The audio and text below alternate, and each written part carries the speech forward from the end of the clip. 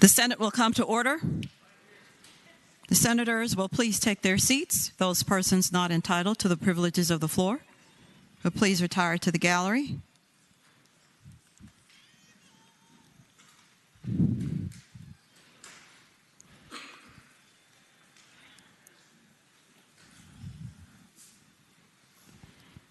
Good morning, senators. Good morning, guests. The senators and all in attendance, if you are able, please stand. We will be led in prayer this morning by the Reverend Shelby Oxowen of St. John's Episcopal Church in Richmond. Following the prayer, everyone will please remain standing, and we will be led in prayer in the Pledge of Allegiance to the flag of the United States of America by our very Senate page, Carson Solt of Stafford. Let us pray. Holy God, ever-present source of love, justice, and mercy, you have given these senators a holy task of service. Be with them now as a guiding light, that they may be led to wise decisions that reflect your concern and compassion for all your creation. Help these leaders remember their foundational role to serve others by looking for the greater good in all their deliberations and decision-making. Help them to be bold, brave, and generous in spirit. Give them wisdom, integrity, and humility as they work together to promote the dignity and well-being of every Virginian. Amen.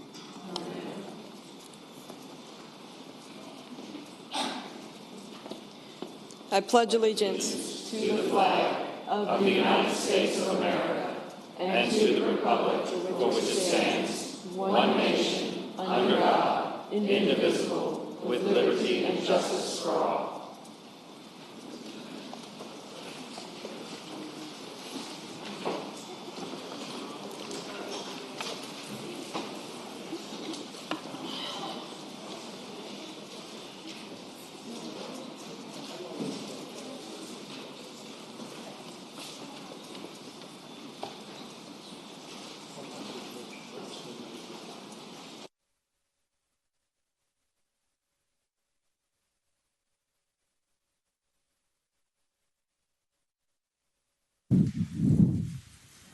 The clerk will call the roll.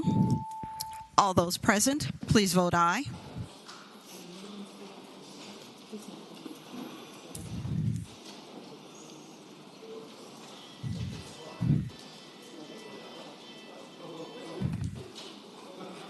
The clerk will close the roll. You have a quorum, Madam President. The senior senator from Chesterfield, Senator Hashmi, moves that the reading of the journal be waived. All in favor of waiving the reading of the journal will record their votes aye. Those opposed, no. Are the senators ready to vote? Have all the senators voted? Does any senator desire to change their vote? The clerk will close the roll.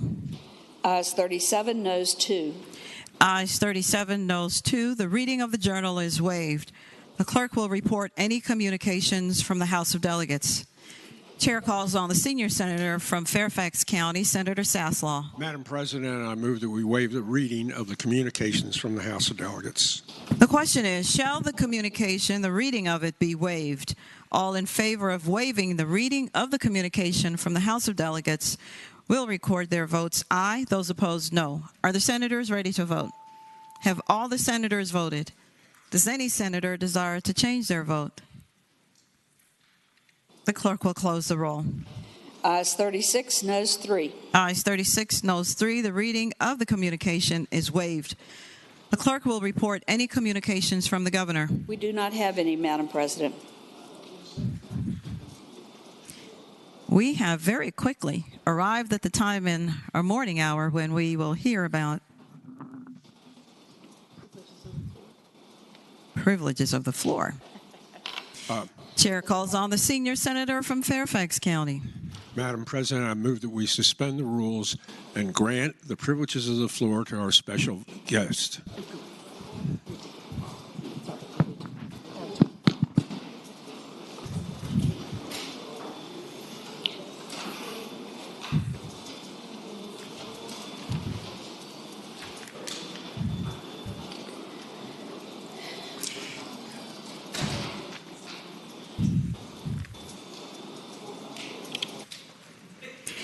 I'm looking for it. Yeah. The question is, shall the rules be suspended and the privileges of the floor be granted to a distinguished guest? All those in favor of the motion will record their votes aye. Those opposed, no. Are the senators ready to vote? Have all the senators voted? Does any senator desire to change their vote?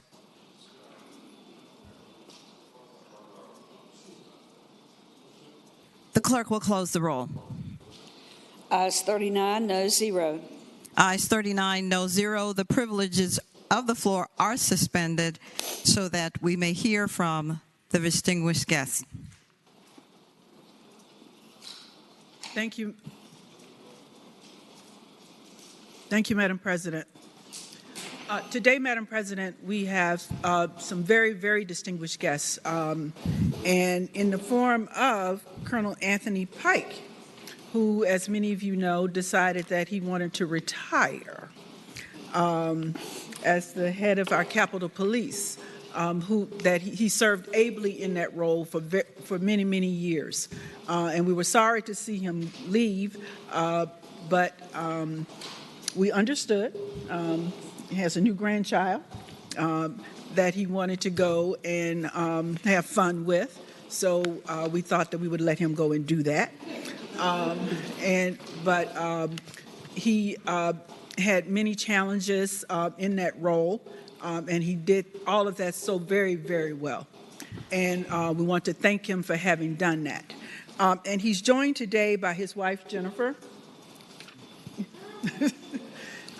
and also by Major John McKee, who has taken over that role to head the Capitol Police, Captain Galati,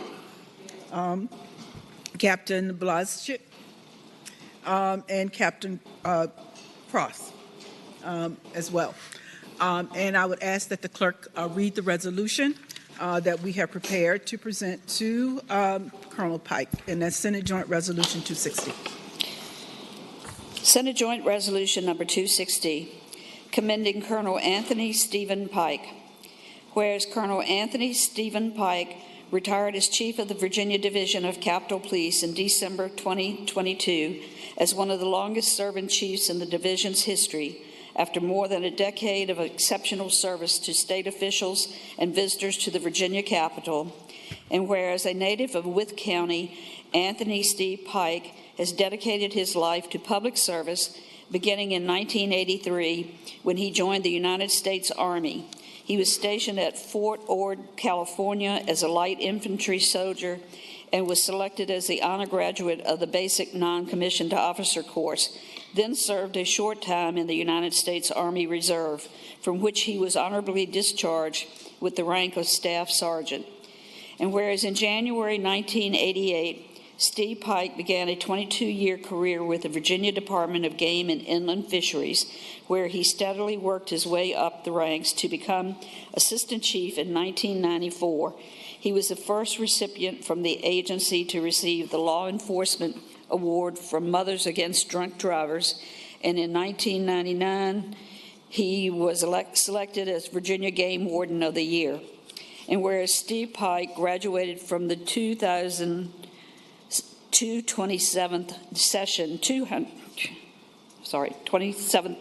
session of the FBI National Academy and served in various capacities with the Virginia chapter of the FBI National Academy Associates, including as president in 2012, He also graduated from the 64th session of the FBI Law Enforcement Executive Development Seminar, the Executive Management Program, and the Commonwealth Management Institute. And whereas on December 25, 2010, Steve Pike joined the Virginia Division of Capitol Police as the Assistant Chief, and on October the 11th, 2011, was appointed as the Chief of Police by the Legislative Support Commission. His distinguished tenure as Chief capped a 34-year career in public service, throughout which he devoted himself fully to the service of the Commonwealth and its citizens. And whereas the Virginia Capitol Police is responsible for the 24-hour public safety services to members of the Virginia General Assembly, the Governor, and the First Family of the Commonwealth, the Lieutenant Governor, the Attorney General, the Justices of the Virginia Supreme Court, judges of the Virginia Court of Appeals, thousands of state employees, and more than 100,000 annual visitors to the Capitol complex. Steve Pike earned high praise from leaders on both sides of the aisle for his calm, steady leadership style and his ability to adapt to significant changes in the security climate of the Commonwealth and the United States, as well as navigating the effects of a global pandemic, and where Steve Pike used national best practices to modernize Capitol Square security and build up to its current enhanced posture. He held various leadership positions within the National Conference of State Legislatures, NCSL, serving on numerous committees and task forces, and served as both Vice President and President of the National Legislative Services and Security Association, NLSSA.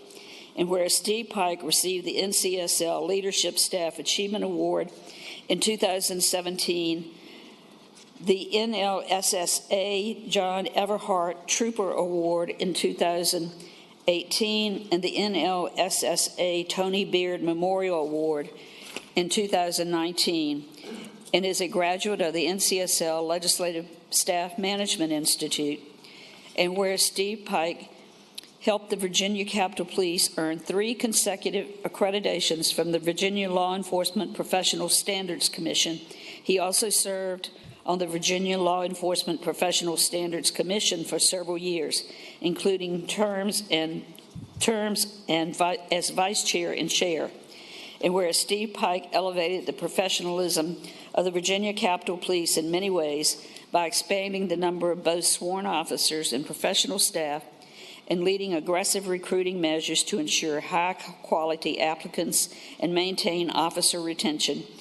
He led the agency to become certified as the Virginia Values Veterans Program by focusing on hiring military veterans, and joined the 30 by 30 Pledge, a nationwide initiative to increase the recruitment, retention, and promotion of women in policing.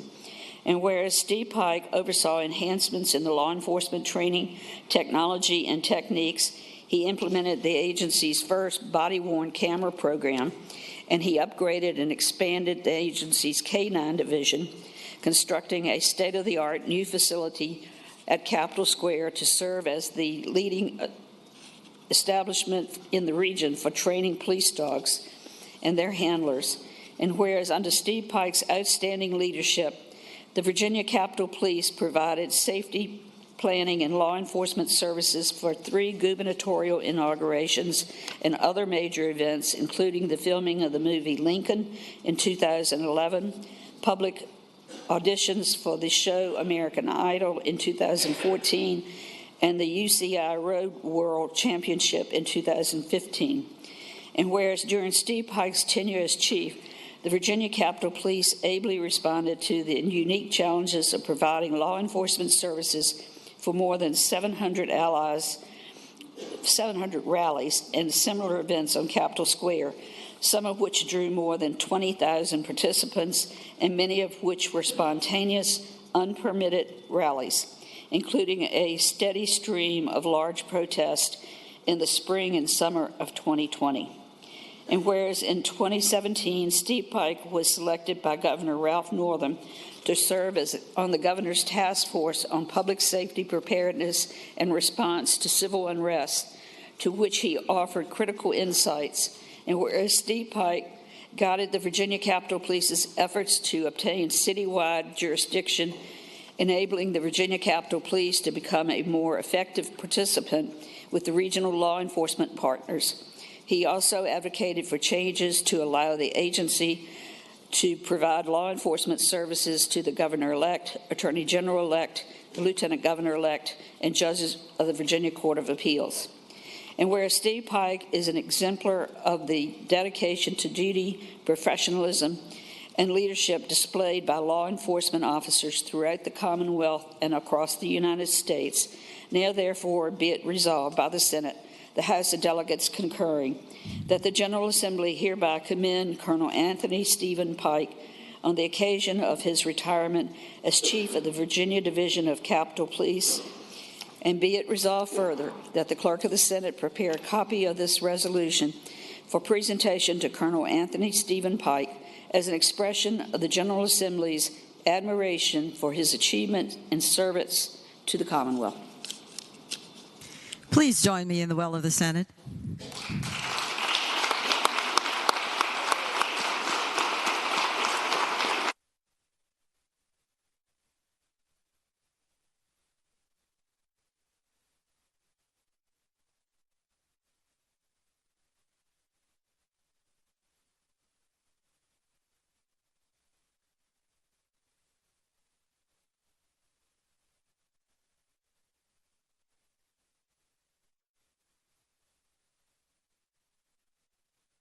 You hear the accolades, sir.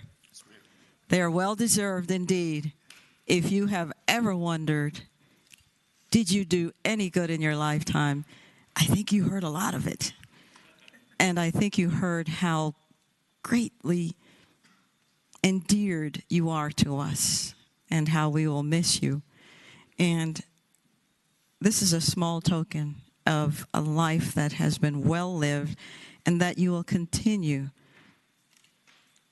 to provide for others. So again, thank you for all that you've done, and we thank you for your family for having given you to us. Thank you for the sacrifices that you've made to make all this happen. Thank you, sir. Thank you.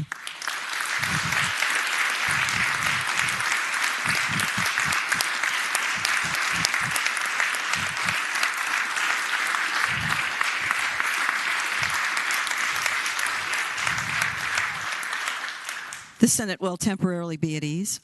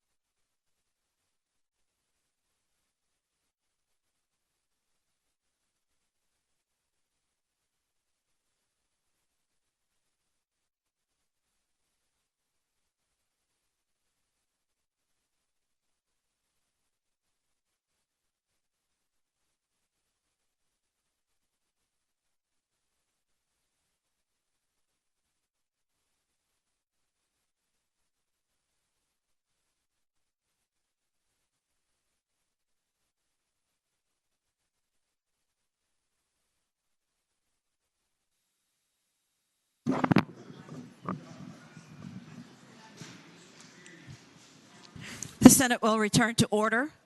Chair recognizes the senior senator again from Fairfax County, Senator Saslaw. Madam President, I would move that we suspend the rules and grant the privileges of the floor to a former and special colleague of ours. The question is, shall the rules be suspended and the privileges of the floor granted to a distinguished person? All in favor of the motion will record their votes aye. Those opposed, no. Are the senators ready to vote? Have all the senators voted? Does any senator desire to change their vote?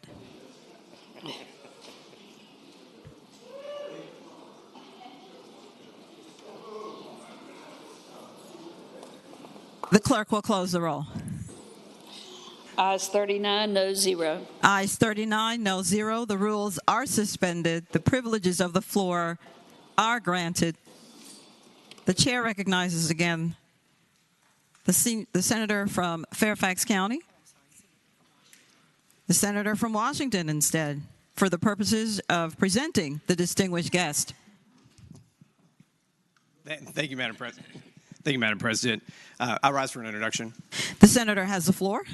Madam President, members of the Senate, in 1996, a kid from the lower end of Lee County had decided he wanted to apply to dental school.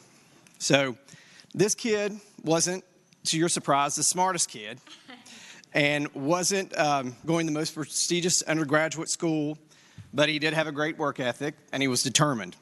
So when this kid was waitlisted at the dental school, it shouldn't have been no surprise, but it was.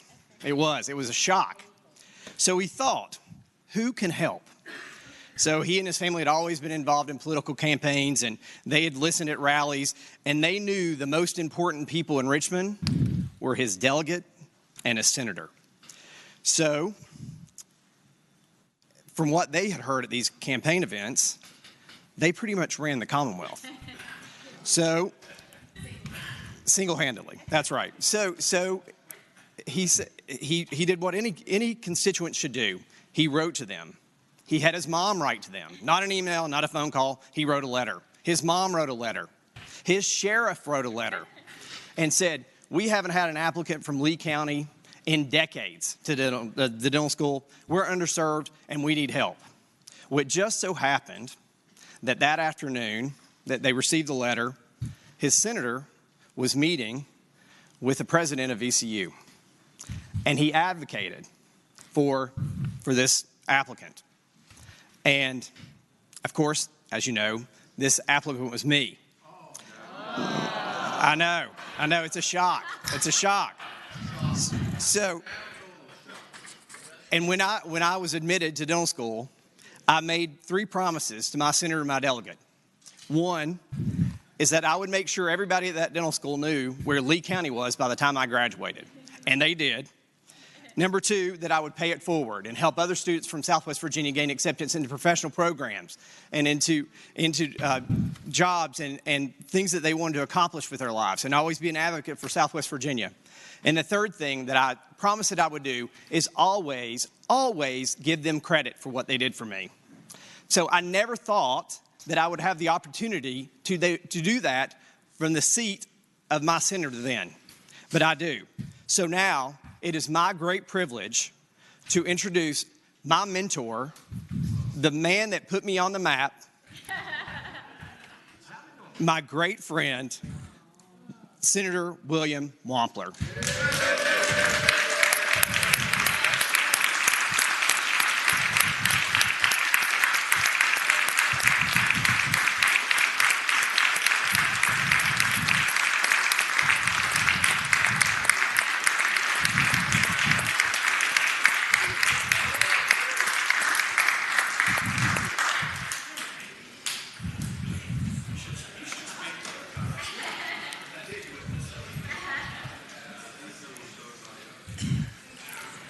Senator, thank you for coming back to your old digs.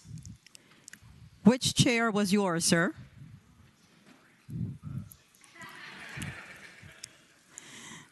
And you heard that you were well loved.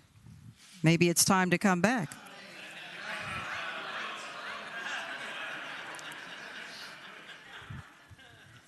I'm not trying to start any trouble. Thank you, sir, for coming back.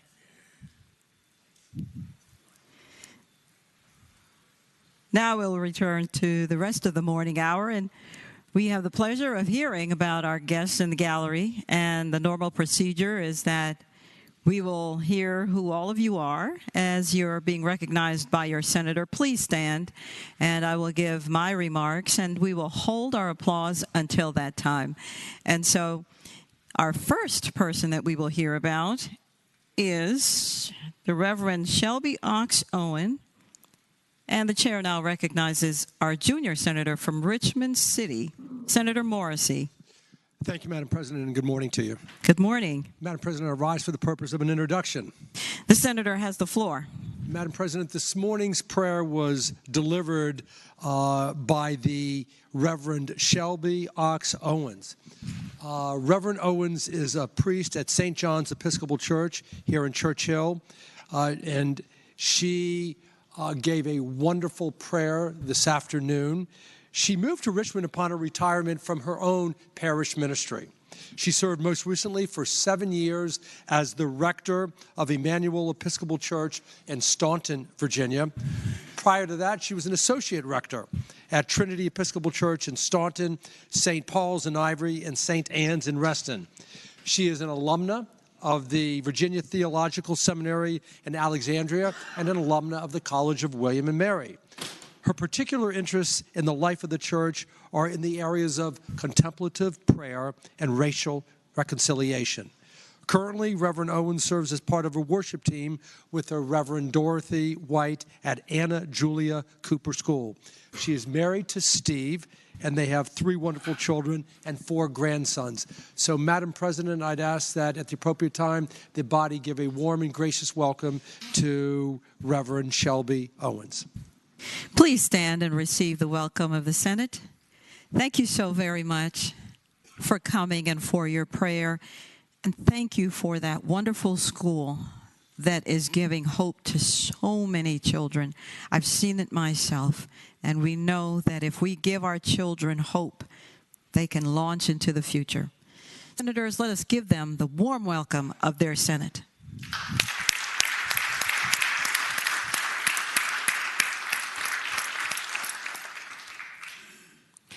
Chair recognizes the senator from Bedford, Senator Newman.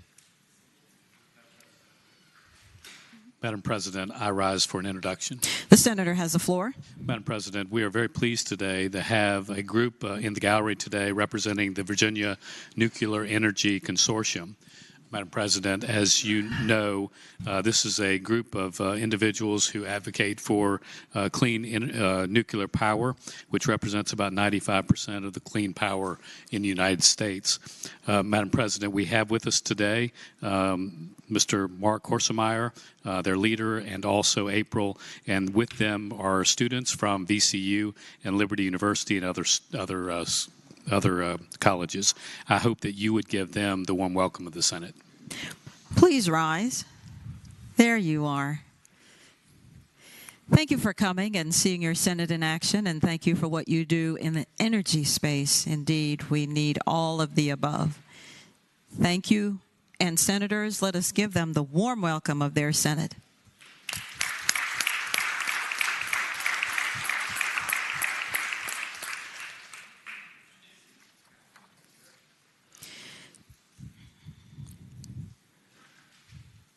Chair recognizes the senior senator from Chesterfield, Senator Hashmi.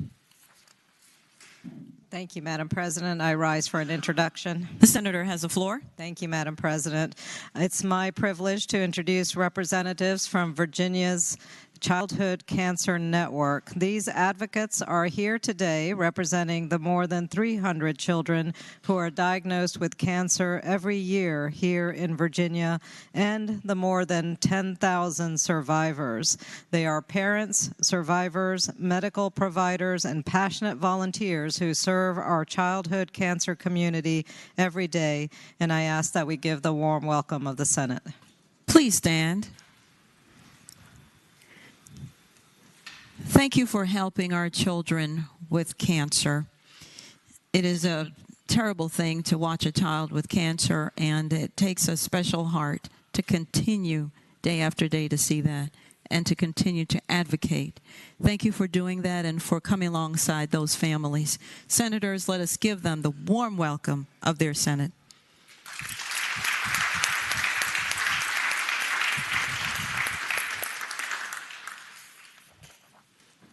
Chair recognizes Senator Donovan, the gentlelady from Enrico. Good afternoon, Madam President. I rise for the purposes of an introduction. Good afternoon. The senator may continue. Thank you, Madam President. I hope that today we will give a warm welcome in the gallery to Virginia Autism Advocacy Alliance. They include the Autism Societies of Central Virginia, Tidewater, and Northern Virginia, Commonwealth Autism, the Virginia Autism Project, and Legal Reform for Intellectually and Developmentally Disabled. Today, they are here to meet their lawmakers. I hope you met them this morning, watch the legislative process, and talk about the issues that are important to their families and autism in the community of Virginia. I ask that you join me in extending a very warm welcome to the Alliance, Madam President. Please stand. Thank you all for coming. And we've heard that you are watching what happens, but more importantly, you are becoming involved. You are advocating, and that's exactly what is needed in our arena. And senators, let us give them the warm welcome of their Senate.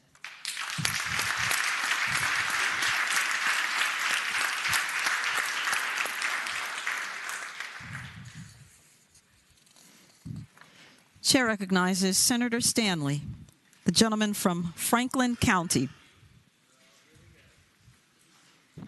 Thank you, Madam President. Good morning. Good morning. I rise for the purposes of an introduction. The senator has the floor. Thank you. Madam President, members of the Senate, in the gallery today we are joined by some very special Virginians, special in my heart. One of my best friends of all time who is a great, not only just a great Virginian, but has served Virginia well in the NASCAR circuit, Hermie Sadler, not only as a NASCAR driver, and also one of his biggest sponsors was Virginia. Virginia is for Lovers Tourism, and he wore that with pride, and he wore it to victory. He's also here with his daughter, Cora Sadler Phelps. They're here also advocating for autism awareness, and of course we celebrate every day their special daughter and sister, Haley Drew, who has autism and is such a wonderful spark in everyone's life and whoever she meets with. Cora is not only a part of the family business, but also she's the head cheerleading coach for Brunswick Academy, and so she does a lot for the children. You may know with Hermie and myself, we not only have a world-famous podcast weekly, but we also have an open-wheel modified racing team where this year we're going to have, we run in all the short tracks around Virginia and North Carolina, bringing awareness to short tracks in rural communities and small businesses. But we'll be running in our car because of the efforts of Hermie Sadler, Hall of Famer, NASCAR Hall of Famer Bobby Labonte will be running for us full-time, and so will NASCAR legend Ryan Newman. So come out to the tracks and see us. We're going to have a great time, a great season this year, and we celebrate short tracks, the history of short tracks, and the importance of it in our community. So, Madam President, if you would do me the kind honor and extend to Cora Phelps and Hermie Sadler the warm welcome of the Senate. Please rise, family. Thank you for coming. And I understand that there is a short track in Jamaica, Virginia, and we hope that's open. Yes. And senators, let us give them the warm welcome of their Senate.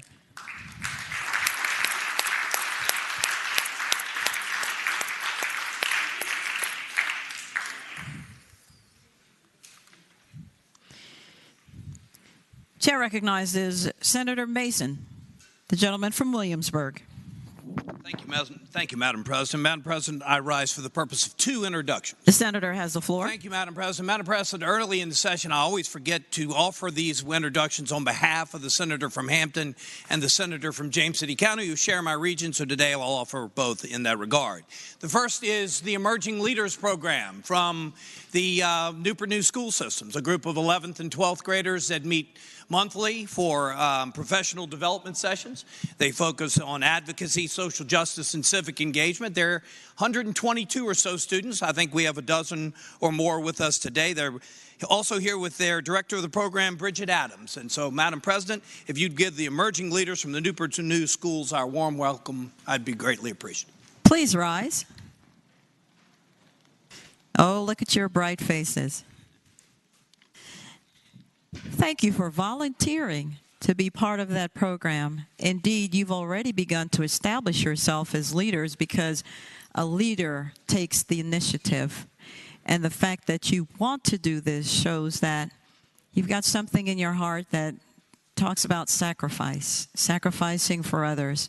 That's something else leaders do. And that you take the time to do that you could be doing something else, speaks volumes. So we're looking for continued great things from you. Senators, let's give them the warm welcome of their Senate.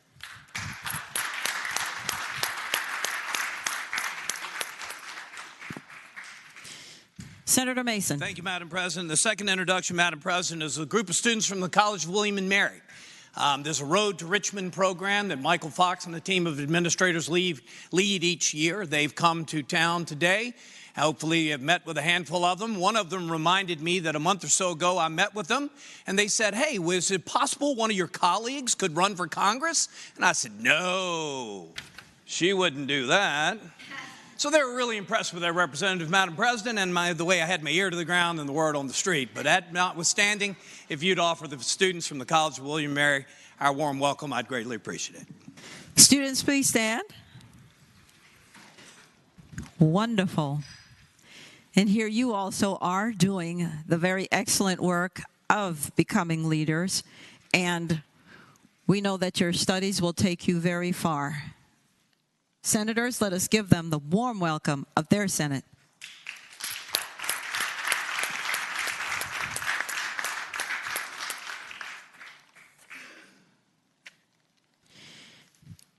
Chair recognizes Senator Hackworth, the gentleman from Tazewell. Good afternoon, Madam President. Good afternoon. I rise for the purposes of two introductions. The senator has the floor. Madam President, in the gallery we have folks from Southwest Virginia with the Spearhead Trails and the Heart of Appalachia Tourism Authority. Both are partially located in my district and in Senator Todd Billion's district. Spearhead Trails is an authority of the Commonwealth that has been vital in bringing Southwest Virginia both private investors and tourism dollars.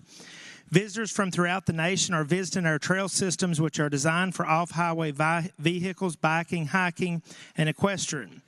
Spearhead Trails currently has 500 miles of open trails on 5 trail systems.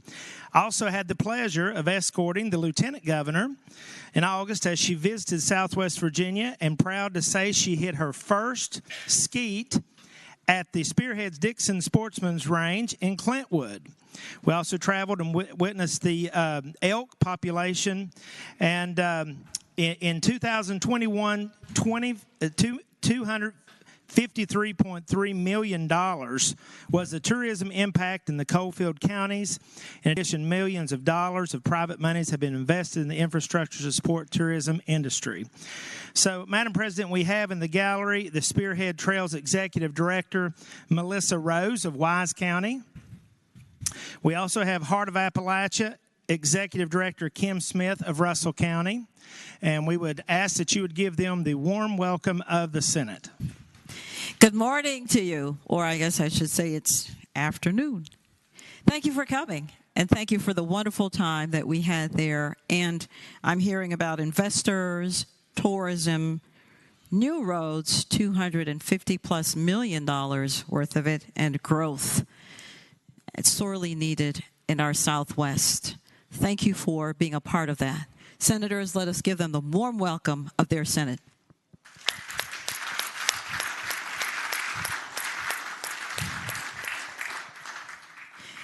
The senator has the floor.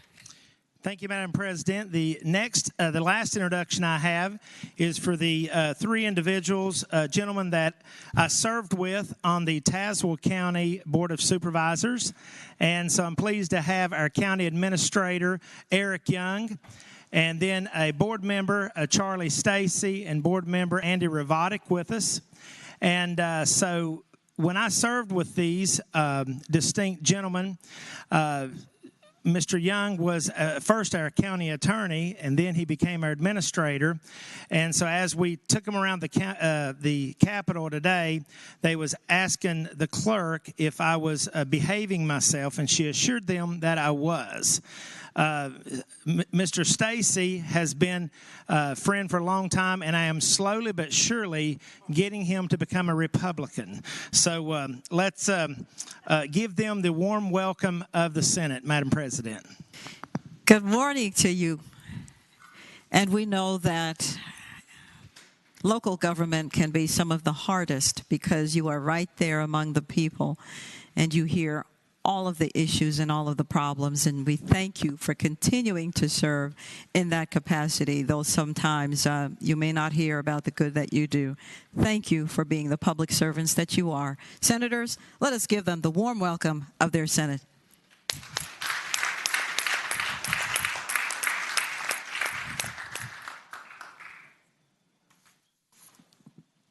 Chair recognizes Senator McDougall, the gentleman from Hanover. Thank you, Madam President. Madam President, rise for the purposes of an introduction. The senator has the floor. Madam President, you mentioned Jamaica, Virginia, and that's in Middlesex County on the Middle Peninsula.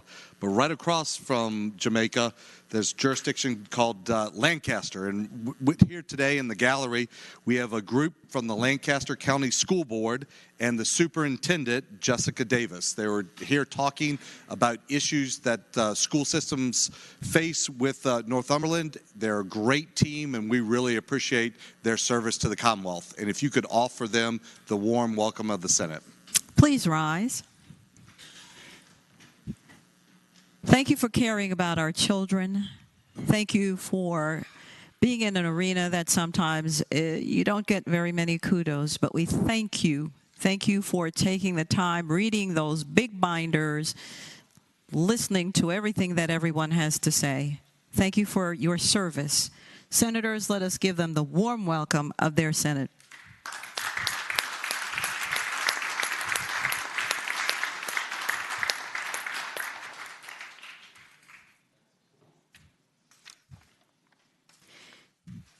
Chair recognizes Senator DeStaff, the senior senator from Virginia Beach.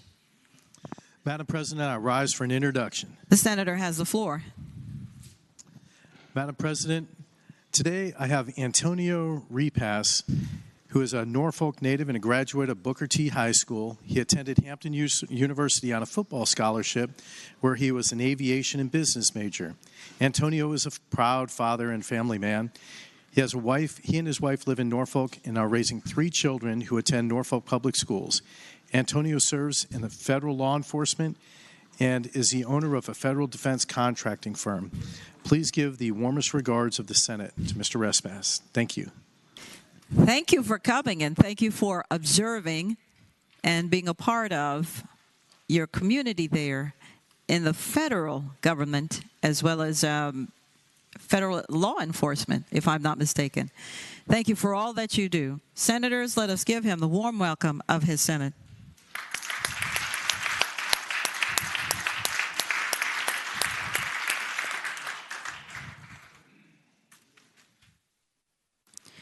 Chair recognizes Senator Obenshain, the gentleman from Rockingham County. Madam President, I rise to request a leave of absence for my seatmate, the gentlelady from Fauquier, who's away from the Capitol on pressing personal business.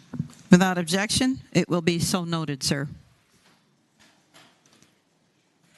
Chair recognizes Senator Saslaw, the gentleman from, no? Chair recognizes Senator Cosgrove, the senior senator from Chesapeake. Thank you, Madam President. Good morning. Good morning. Afternoon. Yep. Madam President, I rise with great trepidation. The senator has the floor with Thank trepidation. Madam President, I request unanimous consent to introduce a bill relating to subaqueous disturbances. Madam President, I carried this bill last year. I thought we had put it in. I looked at it last night. It was not there. It passed this chamber unanimously last year, and I ask your indulgence in this matter. And I apologize. The question is, Shall the Senate grant consent to introduce a bill relating to subaqueous and other matters the senator has stated? All in favor of the motion will say aye. Those opposed, no. The senator is granted the consent of the Senate to introduce his bill.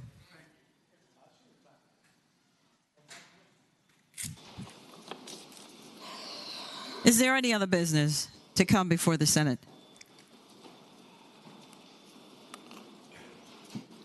Madam President.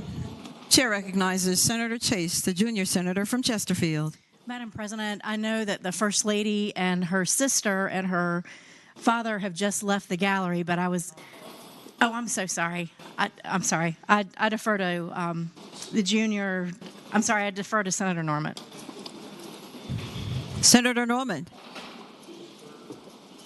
All right. Hearing no other business, the clerk will call the calendar. Senate calendar for Tuesday, January the 31st, 2023. Uncontested calendar, Senate bills on third reading. Chair recognizes Senator Saslaw, the senior senator from Fairfax County. Thank you, Madam President. Madam President, I move the Senate bills on third reading on the uncontested calendar. That's pages 1 through 10, Senate Bill 1228 through Senate Bill 1439, be placed on their final passage in a block, and any senator desiring to remove any of the bills from the block, please do so after the clerk has read the number of the bill. The question is, shall the Senate bills on the uncontested calendar, third reading, pages 1 through 10, Senate Bills 1228 through Senate Bill 1439, be placed upon their final passage in the block with the understanding that any senator desiring to remove a bill from the block will do so after the clerk has read the number of the bill? All those in favor of the motion will say aye. Those opposed, no. The ayes have it. The motion is agreed to. The bills are before us in the block. The clerk will now read the number of the bills. Senate Bill 1228, Amen. reported from the Committee on the Judiciary. Madam President. Chair recognizes the senator from Rockingham County. Madam President, I would request that that bill come out of the block. Without objection, Senate Bill 1228 is out of the block.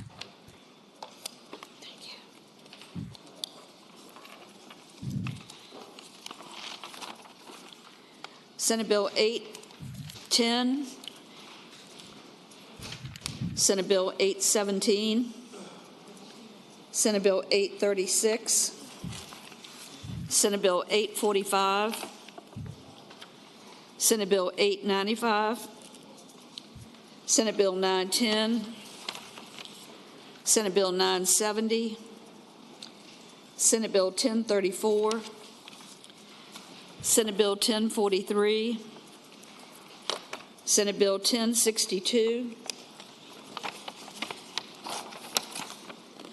Senate Bill 1072, Senate Bill 1081, Senate Bill 1097, Senate Bill 1108, Senate Bill 1212, Senate Bill 1222, Senate Bill 1279, Senate Bill 1302, Senate Bill 1305, Senate Bill 1340, Senate Bill 1341, Senate Bill 1439. The question is, shall the bills in the block pass? That is, all bills except for Senate Bill 1228 on page 1. All in favor of the passage of the bills will record their votes aye. Those opposed, no. Are the senators ready to vote? Have all the senators voted? Does any senator desire to change their vote? The clerk will close the roll. Ayes 39, no 0. Ayes 39, no 0. The bills in the block pass. Senate Bill 1228. Chair again recognizes the senator from Rockingham County. Madam President, I move that we reconsider the vote by which this bill was engrossed and advanced to the third constitutional reading. The question is, shall the vote be reconsidered by which the bill was ordered to be engrossed and advanced to its third reading? Those in favor will record their votes aye. Those opposed, no. Are the senators ready to vote? Have all the senators voted? Does any senator desire to change their vote? The clerk will close the roll. Ayes 39, no 0. Ayes 39, no 0. The bill is reconsidered. Senator. Madam President, I would draw the member's attention to the floor substitute and move to waive the reading of the floor substitute. The question is, shall the reading of the floor substitute be waived? Those in favor of waiving the reading will say aye. Those opposed, no. The reading of the floor substitute is waived. Madam President, I move that we agree to the floor substitute in speaking to that motion. The senator has the floor. Madam President, members of the Senate, this is the bill that I introduced this year to allow private colleges and universities to offer or to participate in the Line of Duty Act. It is a self-funding bill. It is cleared through committees unanimously so far. The private colleges and universities pointed out to me that it did not differentiate between for-profit and not-for-profit colleges and universities. It was always our intention that it would apply only to not-for-profit colleges and universities, and all of the reviews were conducted with that in mind. This makes it clear that this applies only to not-for-profit colleges and universities, and with that I would move the adoption of the floor substitute. The question is, shall the floor substitute be adopted? Those in favor will say aye. Those opposed, no. The floor substitute is adopted. Senator Obenshain. Madam President, I move that we engross and advance the bill to the third constitutional reading. The question is, shall the bill now be engrossed and advanced to its third constitutional reading? Those in favor will say aye. Those opposed, no. The bill is engrossed and advanced to its third reading. Senator Obenshain. Madam President, I move that we suspend the rules, dispense with third constitutional reading. The question is, shall the rules be suspended and the third constitutional reading be dispensed with? Those in favor of the motion will now record their votes aye. Those opposed, no. Are the senators ready to vote? Have all the senators voted? Does any senator desire to change their vote? The clerk will close the roll. Ayes 39, no 0. Ayes 39, no 0. The rules are suspended. Senator Obenshain. Madam President, having briefly described the bill already, I move that the bill pass. The question is, shall the bill pass? Those in favor of passage will record their votes aye. Those opposed, no. Are the senators ready to vote? Have all the senators voted? Does any senator desire to change their vote? The clerk will close the roll. Ayes 39, no 0. Ayes 39, no 0. Senate Bill 1228 passes. Regular calendar, Senate bills on third reading. Senate Bill 1455, a bill relating to civil disturbance local curfew penalty. Reported, there's floor amendment, 2 floor amendments. Chair recognizes the senator from James City County, Senator Norman. Thank you, Madam President. I would respectfully move that we reconsider the vote by which Senate Bill 1455 was ordered to be engrossed and advanced to this third reading.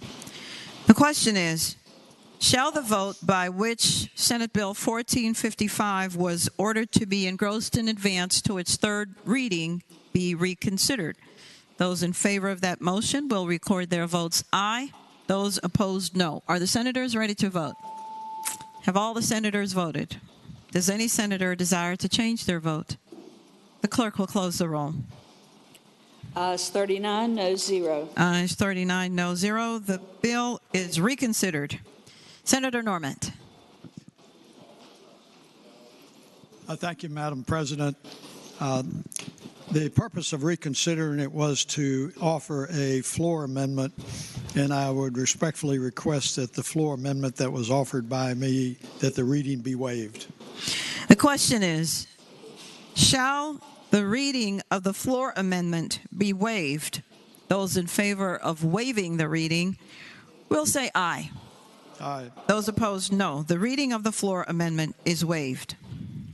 Senator Norman. Thank you, Madam.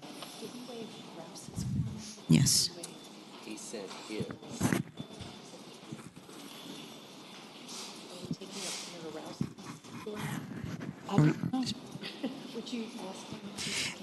Which floor amendment are we taking up then? Was it yours? Madam President, sometimes I do insert myself into the process, but I did not on this occasion. The junior senator from Virginia Beach and I have been in concert and have worked matters out, and the appropriate thing probably would have been for him to initially just request that his floor amendment be withdrawn, and then that would put me in a position, but I was going to work through the process and then come back and suggest that he withdraw it. So whatever you would like to do, ma'am. Madam President. The junior senator from Virginia Beach, Senator Rouse. Madam President, I want to thank the senator from James City County for working with me on this and the effort to learn the proper process. We could have just did it this way. But since the motion has been reconsidered already, I want to waive the reading of the Rouse floor amendment. Just no. Madam President. Senator Norman. Thank you. I talked with the junior senator, and because he has come in late, he is still grasping the process, and that's not a criticism. I remember when I sat over in seat 40, I couldn't figure anything out. And there's some that suggest I haven't figured it out yet. But the appropriate motion is that I withdraw my proposed floor amendment. Senator Rouse. I believe you're withdrawing your floor amendment, sir? Yes. Without objection? Without objection. Yes, sir. Your floor amendment is withdrawn without objection. Thank you, Madam President. Now I wish to... Senator Rouse? Okay. Yes. Thank you. It's all right, Senator. Madam President, this almost reminded me of my hazing at VMI as we were going through this with you. Madam President, I think I respectfully move to waive the reading of the floor amendment that I introduced, and that was so subtle that it was not apparent, so I apologize. Yes, sir. The question is, shall the reading of the Norman floor amendment be waived? Those in favor of waiving that reading will say aye. Those opposed, no. The reading of the floor amendment is waived. Senator Norman. Thank you, Madam President.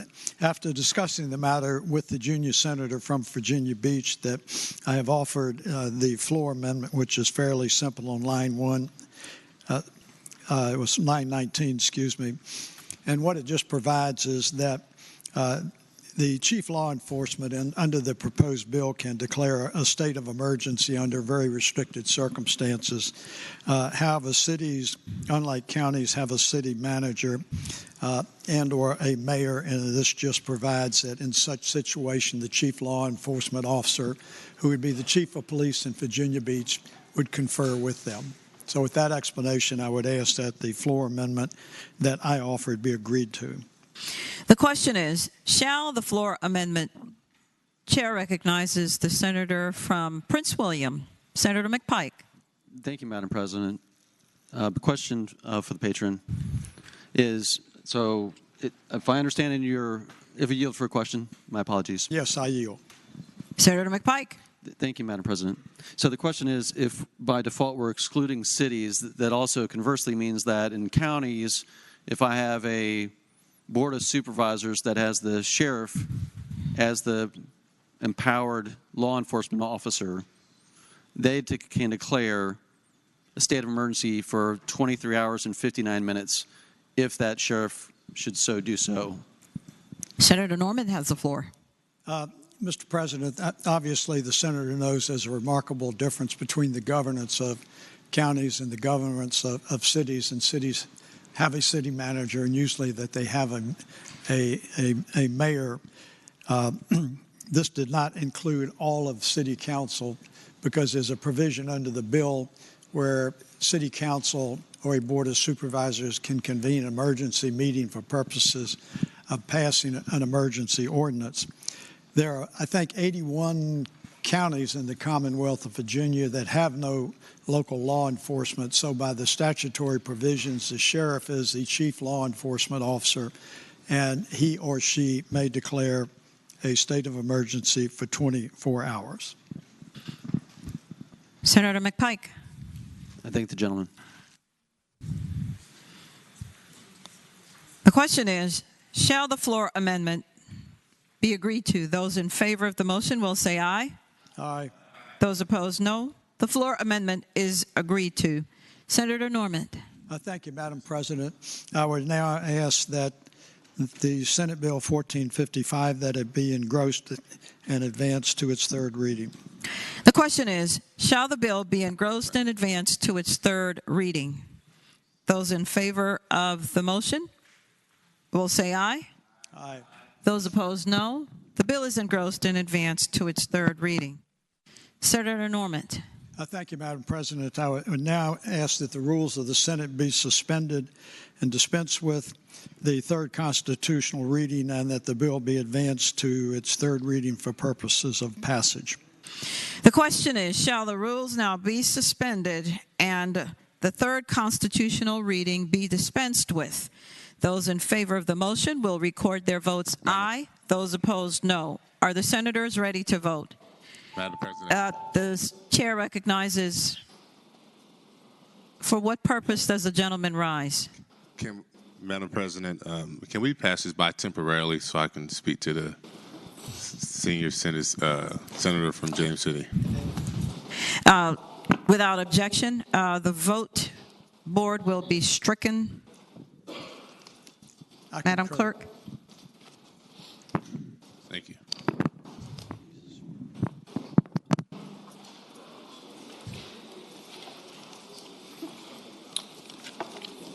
Senate Bill 1029. There is a bill relating to public utilities, fiber optic broadband lines crossing railroads, and there is a substitute.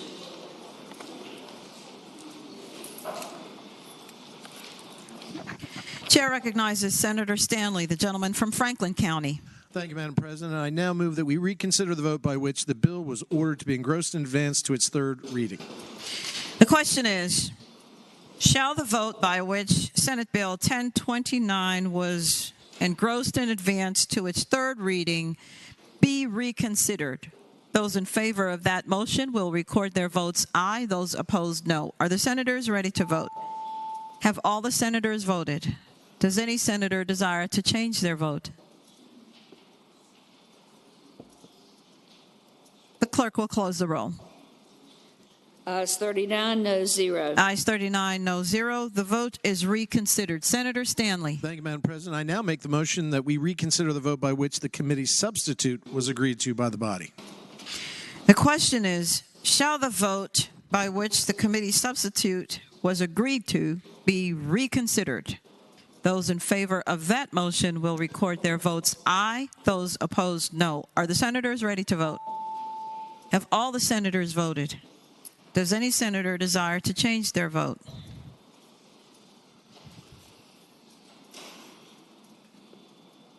The clerk will close the roll.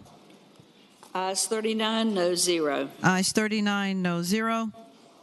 The committee substitute is reconsidered. Senator Stanley. Thank you, Madam President. I now move that with the recommendation that it be rejected, I move the committee substitute be agreed to. The question is, with the recommendation that it be rejected, the committee substitute be agreed to. Those in favor of that motion will say aye. Those opposed, no. The noes have it. The motion, the committee substitute is rejected. Senator Stanley. Thank you, Madam President. I now move that we waive the reading of the new floor substitute. Question is, shall the reading of the floor substitute be waived? Those in favor of waiving the reading will say aye. Those opposed, no. The reading of the floor amendment is waived. Senator Stanley. Thank you, Madam President. I now move that we agree to the floor substitute and speaking to that motion. The senator has the floor. Thank you, Madam President, members of the body. Senate Bill 1029, of course, we've probably been talking about it on outside the floor of the Senate, but it's a very important bill because as we in the Commonwealth of Virginia have committed to lay the last mile of fiber broadband optic cable in Virginia, we have dedicated over $1 billion of state taxpayer money to accomplish this so that all regions of Virginia, no matter what your zip code, whether you live in an inner city or a rural area, that you have the same broadband access to the information superhighway that the rest of Virginia has. And so what we're seeing is we have a 3-year project. There's enough money for us to be able to lay the last mile of fiber optic cable. But what we're running into are problems when we cross railroads, railroad tracks. And what we're seeing is that we're not having the cooperation that we really need from the railroad companies in order to cross these tracks. And when I say cross the tracks, it's usually hanging fiber optic cable on a pole over top of the track in the same manner and the same location as where you find the electrical wiring or other cable wiring that's already there, or maybe sometimes under the track. It's not a hard process. But the application process has been held up by the railroad companies, especially one in particular, to the point where it's taking months just to cross one railroad track. Or it's costing taxpayers $20,000, $30,000, $40,000 in fees to be able to cross those tracks. So this bill creates a notice provision that if the railroad company, if there's an area where they have that the broadband companies that are laying this fiber optic cable, or electric co-ops, etc., need to cross over, they give notice. And in this substitute, the notice is particular. They give 7 different pieces of information that would be considered a complete application of notice.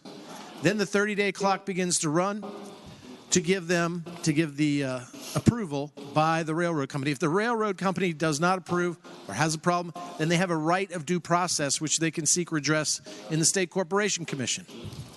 In the original bill, you would have seen that we were paying a one-time fee for those active railroad tracks and a lesser fee for the railroad tracks that are abandoned. We've upped that amount to $2,500 for the active tracks. The earlier bill had it at $750. So we've significantly increased that flat fee. Plus, in this substitute, Madam President, we've also included to make sure that flaggers, those that kind of make sure they block the roadway while they're doing the work, come from the rail company based on union considerations. And that is an expense over and above what that flat rate fee would be. And this bill protects that cost, and that cost is borne by the broadband companies. Fiber optic broadband is most important for our future, for our economic revitalization in the underserved and underprivileged areas. And finally, the railroad companies wanted insurance. They wanted to make sure that everything was covered for any potential liability that might occur. That has now been included in the bill as well. So this bill in its latest iteration, I can't guarantee it's the last time it'll be in just this form, but provides the ability to cross these railroad tracks, but at the same time takes in consideration the needs of the railroad companies themselves. And for those reasons, Madam President, I now move that we agree to the floor substitute. Madam President. Chair recognizes the gentlelady from northwestern Fairfax County. Thank you, Madam President. I have a question for the patron. Will the senator yield for a question? I will gladly yield. The gentleman yields. Senator Boysko has the floor. Thank you, Madam President. Having just seen this for the first time today, and as you know, I am very involved in the broadband space, having served on the Broadband Advisory Council as a past chair. Do we have peace in the Valley, Mr. Senator from Franklin County? Senator Stanley has the floor. Madam President, I would answer my friend, the gentle lady. Elvis sang that song very, very beautifully. We do not have it to where it sounds so nice just yet, but I think we're close. Every concern that the railway companies have brought to us, we've tried to address in this bill. Of course, there were, they give you a Christmas list of what they'd love to happen, but you don't get everything. But quite frankly, it addressed all the major issues. So are all the parties in agreement? Not yet, but I anticipate that they will be. But this bill addresses all of the concerns, every single concern that the railroad company had with this type of legislation. We've got to get this fiber optic cable in the ground or overhead and across these railways. We've got to allow children to have an equal opportunity to information and education, and we've got to help our areas that need this in order to have a successful economic revitalization. So I'd say we're close. And I've tried to be fair. This is not something that is without consideration of what their position is. Quite frankly, it accommodates it as much as humanly possible. Madam Chair, I thank you. This is an issue. If this were to be caught up in a legal battle, our $1 billion that we have invested would be at stake. So I want to make sure that we get this right before we pass it on, because as my good friend from Franklin County said, we want to make sure that we get broadband to every Virginian, and we've worked so hard and invested so much money. Just want to make sure we're getting this done, and I want to thank him for his efforts. The gentleman from Rockingham, Senator Obenshain. Madam President, speaking to the floor amendment. The senator has the floor. Madam President, I thank the gentleman from Franklin County, and I would I appreciate his suggestion that he has considered everything except perhaps Article 1, Section 11 of the Constitution of Virginia.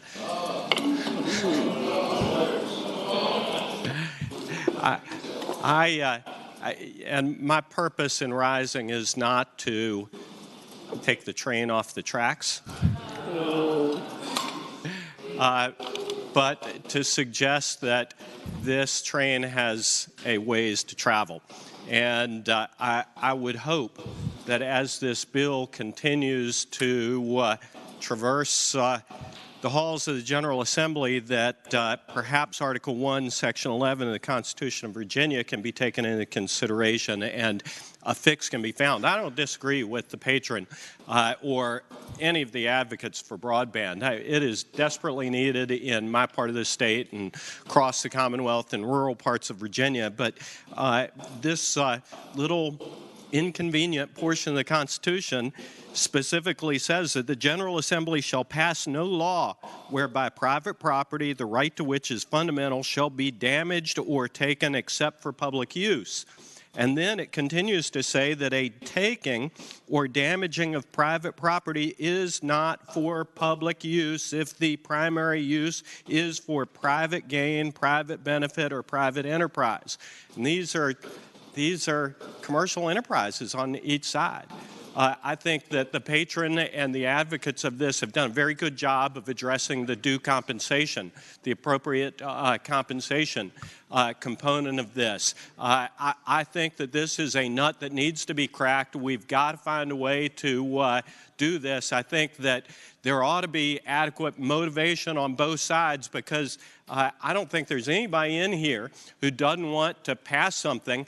And my thought is that, you know, as this continues through the General Assembly, unless the parties are able to get together, something constitutional is going to emerge from the General Assembly that somebody is really going to hate.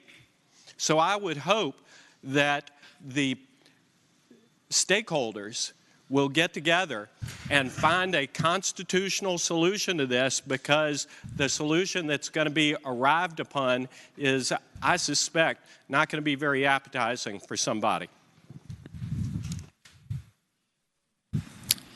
Chair recognizes Senator Mason, gentleman from Williamsburg.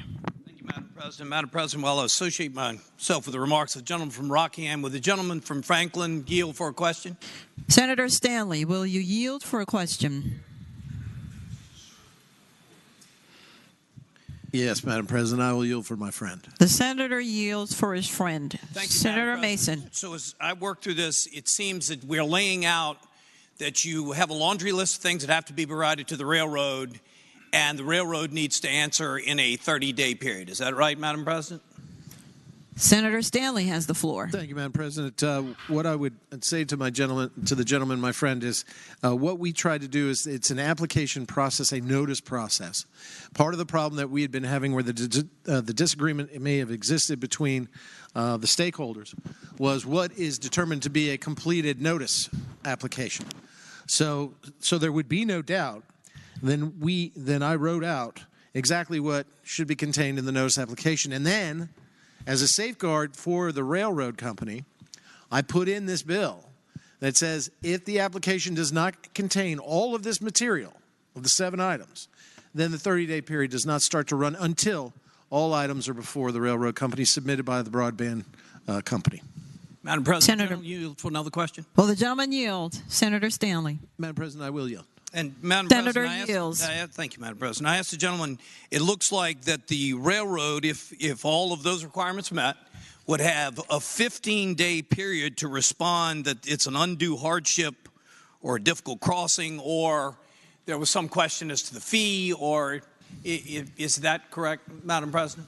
Senator Stanley has the floor. Thank you, Madam President. I would answer the gentleman by saying exactly. What you try to do is build into it is the opportunity for the railroad company to object, the fiber optic broadband company that's laying the cable, and the two of them would take it to a neutral third party, the State Corporation Commission, to iron out any differences. There are safeguards also in this, that it's not just the $2,500 flat fee that would be paid to the railway. But there's an opportunity for the railway to say that doesn't cover enough.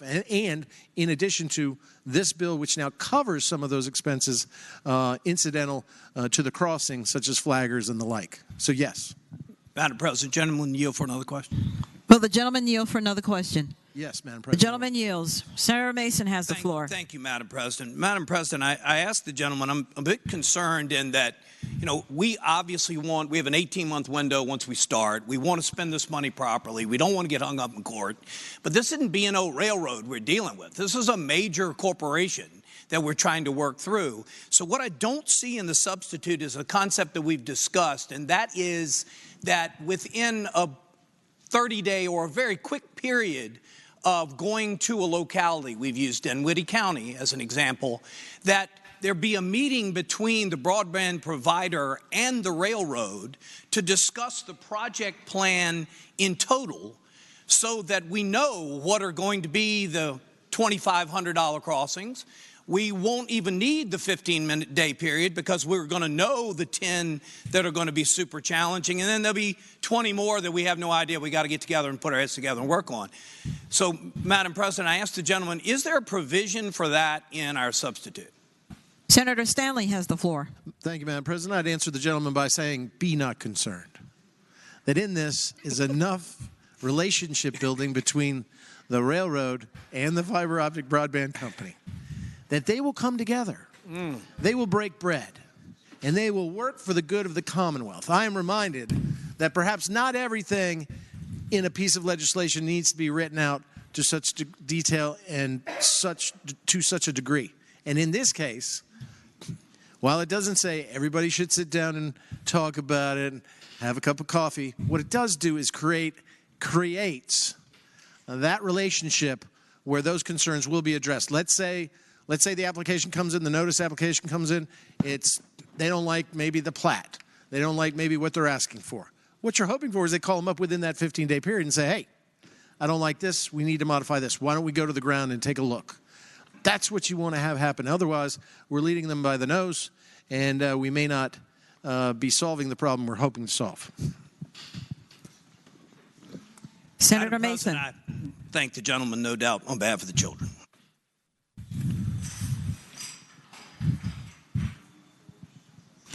The question is, shall the floor substitute be agreed to? Those in favor of the motion will say aye. Aye. Those opposed, no. The floor substitute is agreed to. Senator Stanley. Thank you, Madam President. I now move that Senate Bill 1029 be engrossed in advance to its third constitutional reading. The question is, shall the bill now be engrossed in advance to its third constitutional reading? Those in favor will say aye. Those opposed, no. The substitute is engrossed in advance to its third reading. Senator Stanley. Thank you, Madam President. I now move that we suspend the rules and dispense with the third constitutional reading. The question is, shall the rules be suspended and the third constitutional reading be dispensed with? Those in favor of the motion will now record their votes aye. Those opposed, no. Are the senators ready to vote? Have all the senators voted? Does any senator desire to change their vote?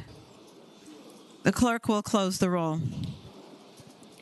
Ayes 39, no 0. Ayes 39, no 0. The rules are suspended and the third constitutional reading dispensed with. Senator Stanley. Thank you, Madam President. For the reasons that I'd previously described when I moved that the floor substitute be agreed to, I now move for that Senate Bill 1029 pass. The question is, shall the bill pass? Those in favor of passage will record their votes aye. Those opposed, no. Are the senators ready to vote? Have all the senators voted? Does any senator desire to change their vote?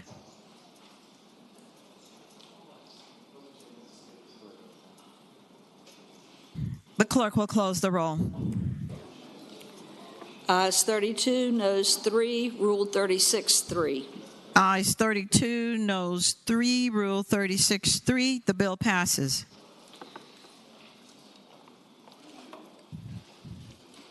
Senate Bill 788, a bill relating to medical cannabis program transition from Board of Pharmacy to Virginia Cannabis Control Authority. Chair recognizes Senator Favola, the gentlelady from Arlington. Thank you, Madam President. Madam President, I move that the bill pass. And speaking to the motion. The senator has the floor. Thank you, Madam President. What this the senator will suspend. The senator may continue. Thank you, Madam President. What this bill does is it transfers the regulatory authority over medical cannabis from the Board of Pharmacy to the Cannabis Control Authority. And there is an enactment clause which says that any regulation that had been promulgated by the Board of Pharmacy prior to July 1, 2023 will remain in effect and would be implemented by the Cannabis Control Authority until the Cannabis Control Authority issues its own regulations. So there is that transition language. This is a issue that was actually addressed in the Cannabis Control Authority Act that became law in 2021. There was a provision in that act that talked about having the authority transferred, the regulatory authority over medical cannabis to the CCA, which is the Cannabis Control Authority. It's very straightforward. No new authorities are offered. So this is, in my mind, this is a housekeeping bill. And with that explanation, I ask that the body pass the measure. Thank you. Chair recognizes Senator Donovan, the gentlelady from Enrico. Thank you, Madam President. Will the patron rise for a question? Will the senator yield for a question? Yes, I will yield. Thank you, Madam Senator President. Donovan has the floor. Thank you, Madam President. I am wondering what representation pharmacy has on the medical cannabis on the cannabis board. Senator Favola has the floor. Thank you, Madam President. I know there has been a great deal of coordination. I can't say that there is actually a member from the pharmacy board. I'd have to check the membership of the Cannabis Control Authority, but there has been a lot of coordination between the CCA and the Board of Pharmacy. The Board of Pharmacy has been involved in this transfer, and as far as I know, there are no issues. Madam President, may I ask the patron to pass this by temporarily? Without objection. Yes, sure. Senate Bill 788 goes by temporarily.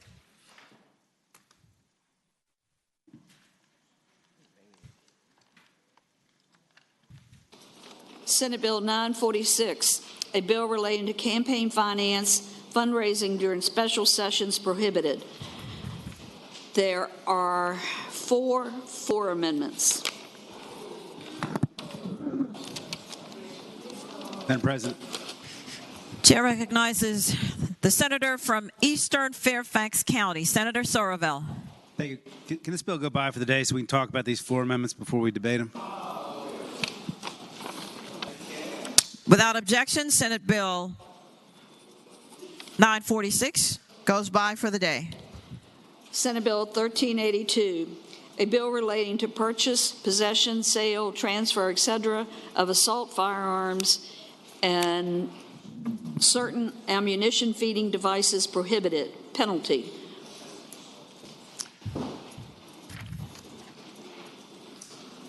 Chair recognizes Senator Deeds, the gentleman from Charlottesville. Thank you, ma'am. I move that the bill pass, and I'd like to speak to that motion. The senator may continue. Madam President, ladies and gentlemen of the Senate, this bill is about reducing the assault weapons that are on the street. It does primarily three things. Number one, it aligns the definition of assault weapons in Virginia law with that of the 1994 federal legislation. Number two, it says that assault weapons cannot be possessed by people under 21 years of age. And number three, it says the possession of weapons manufactured after the effective date of the legislation, which is July 1 of this year, possession of new weapons will not be allowed in Virginia. Again, I ask that you pass the bill. The question is, shall the bill pass? Those in favor of passage will record their votes aye. Those opposed, no. Are the senators ready to vote? Have all the senators voted? Does any senator desire to change their vote? The clerk will close the roll. Ayes 23, noes 16. Ayes 23, no 16. The bill passes. Senate Bill 973, a bill relating to civil commitment of sexually violent predators penalty. Chair recognizes the gentleman from Lynchburg, Senator Peake.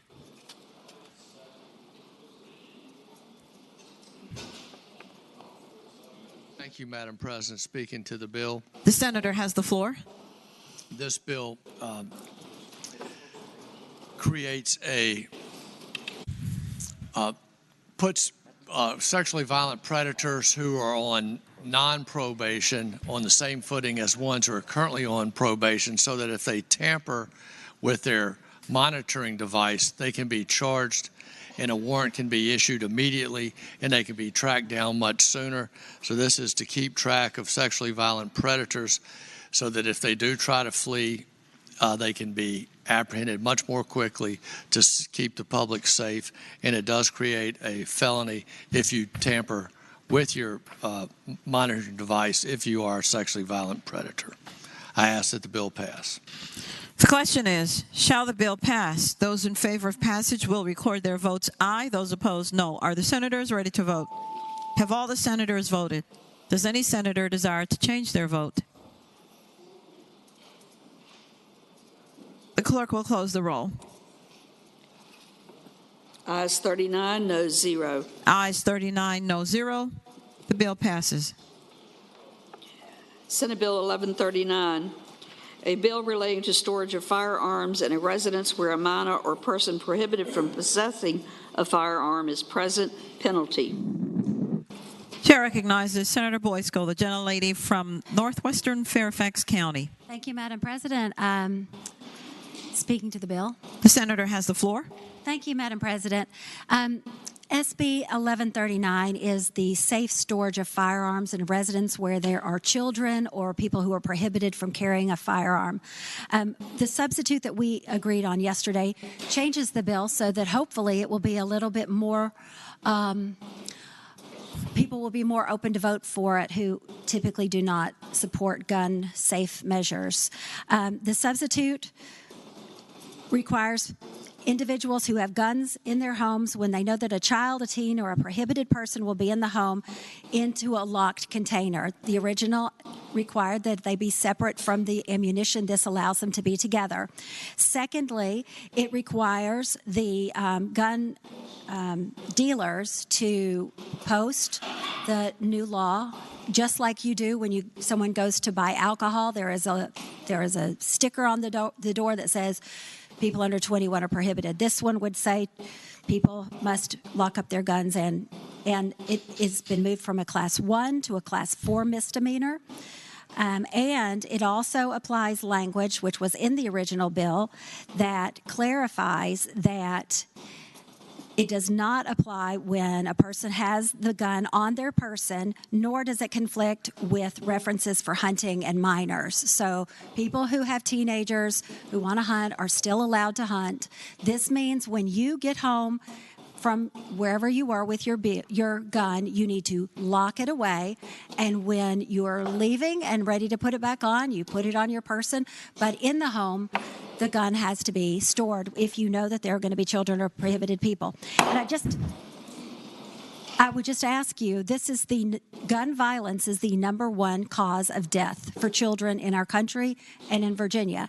And 40% of those increases are suicides. This is a bill that is saving laws. Child access prevention laws can and do reduce firearm homicides and assaults among our young people. And I ask that the body vote for the bill. The gentleman from King George, Senator Stewart. Thank you, Madam President. Would the gentlelady yield for a question? Will the senator yield for a question? I'd be delighted. The senator yields. Senator Stewart has the floor. Thank you, Madam President. I would ask the gentlelady, having read this bill, just some concerns in my mind, and it particularly focuses around hunting. And I've noticed that you can give minors, someone under 18, permission to use a gun. And I assume that that is on line 21 under 18.2-56.2. Is that accurate? Senator Boysko has the floor. Madam President, the gentleman is correct. Okay. Thank you, Madam President. Would the gentlelady yield again? Will the gentlelady yield? Yes, ma'am, I yield. Thank you, Madam President. Senator Stewart has the floor. So then I'm curious if I take a 17-year-old hunting, and we go out in a dove field, and that 17-year-old is a half a mile away from me on the other end of the field, it's legal for them to shoot and hunt and have the gun and the ammunition on their person because I've authorized it as an adult. What happens if we come back to the house and we inadvertently leave a shotgun shell in the hunting coat and hang it up on the hook? Senator Boysko has the floor. 17-year-old is present in the house. Madam President, the law would say that a person has to put the gun away and lock it up as soon as they take it off their person. I think it's explanatory. I thank the gentlelady. I'd like to speak to the bill at the appropriate time, Madam President.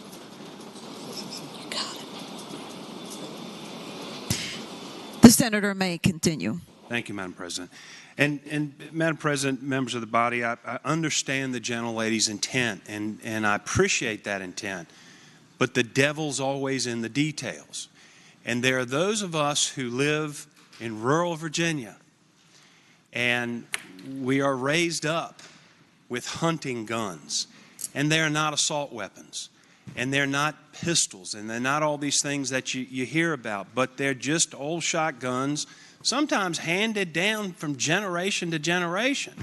And you go out and you do a little bit of hunting, and then you bring them back and you put them away. If you have little children, 8, 7, 6 years old, something like that, it is a responsible thing to do to lock them up. And most people do lock them up in a gun safe. Some do it to protect them from others. Some do it to protect the guns themselves from fire. There are a number of reasons you would do that. But when you try to legislate for everything, you end up with unintended consequences, and we just discussed one. You know, at 16 years old, you can drive an automobile. An automobile can be a lot more dangerous than a gun. And it is an absurdity to think that I could take a 17-year-old out in a field.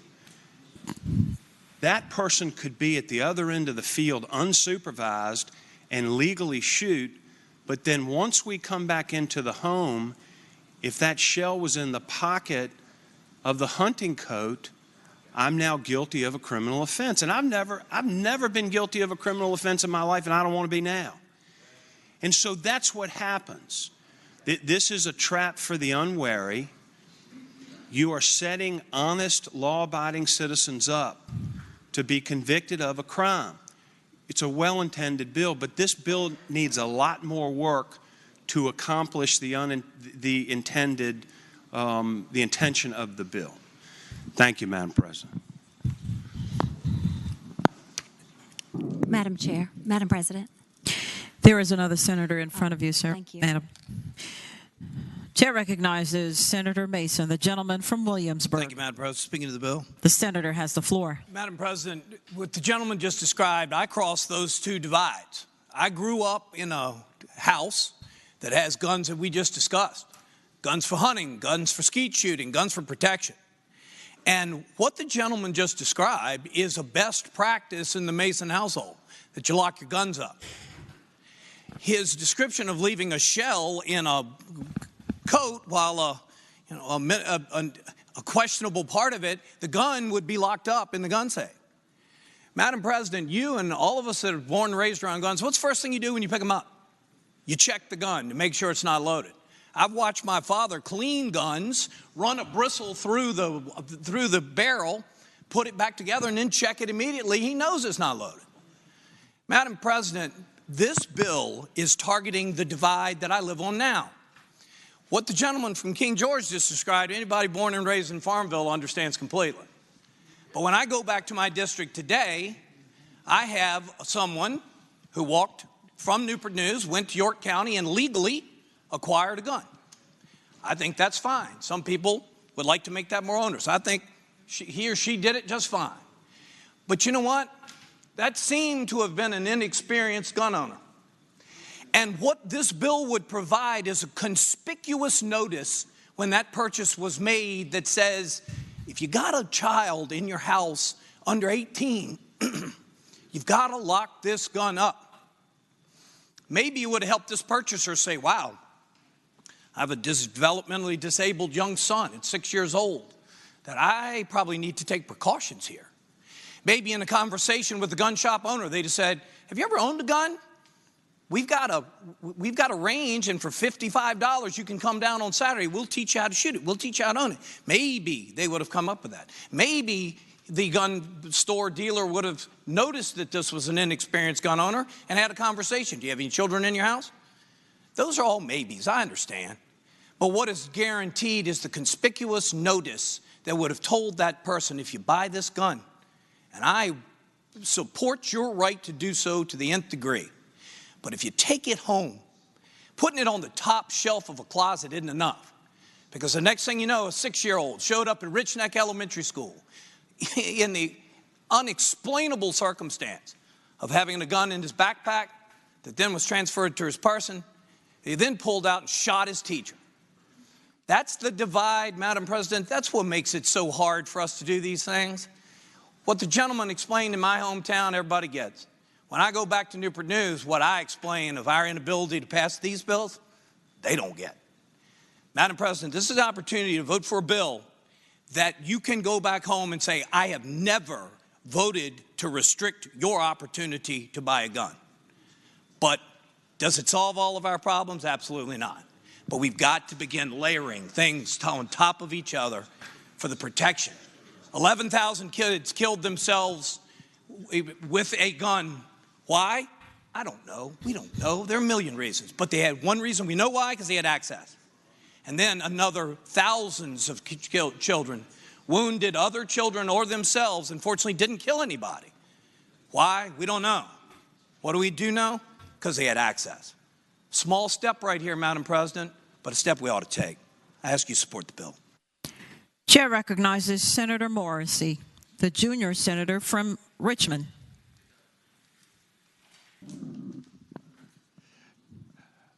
Good afternoon, Madam President. Speaking to the measure. The senator has the floor.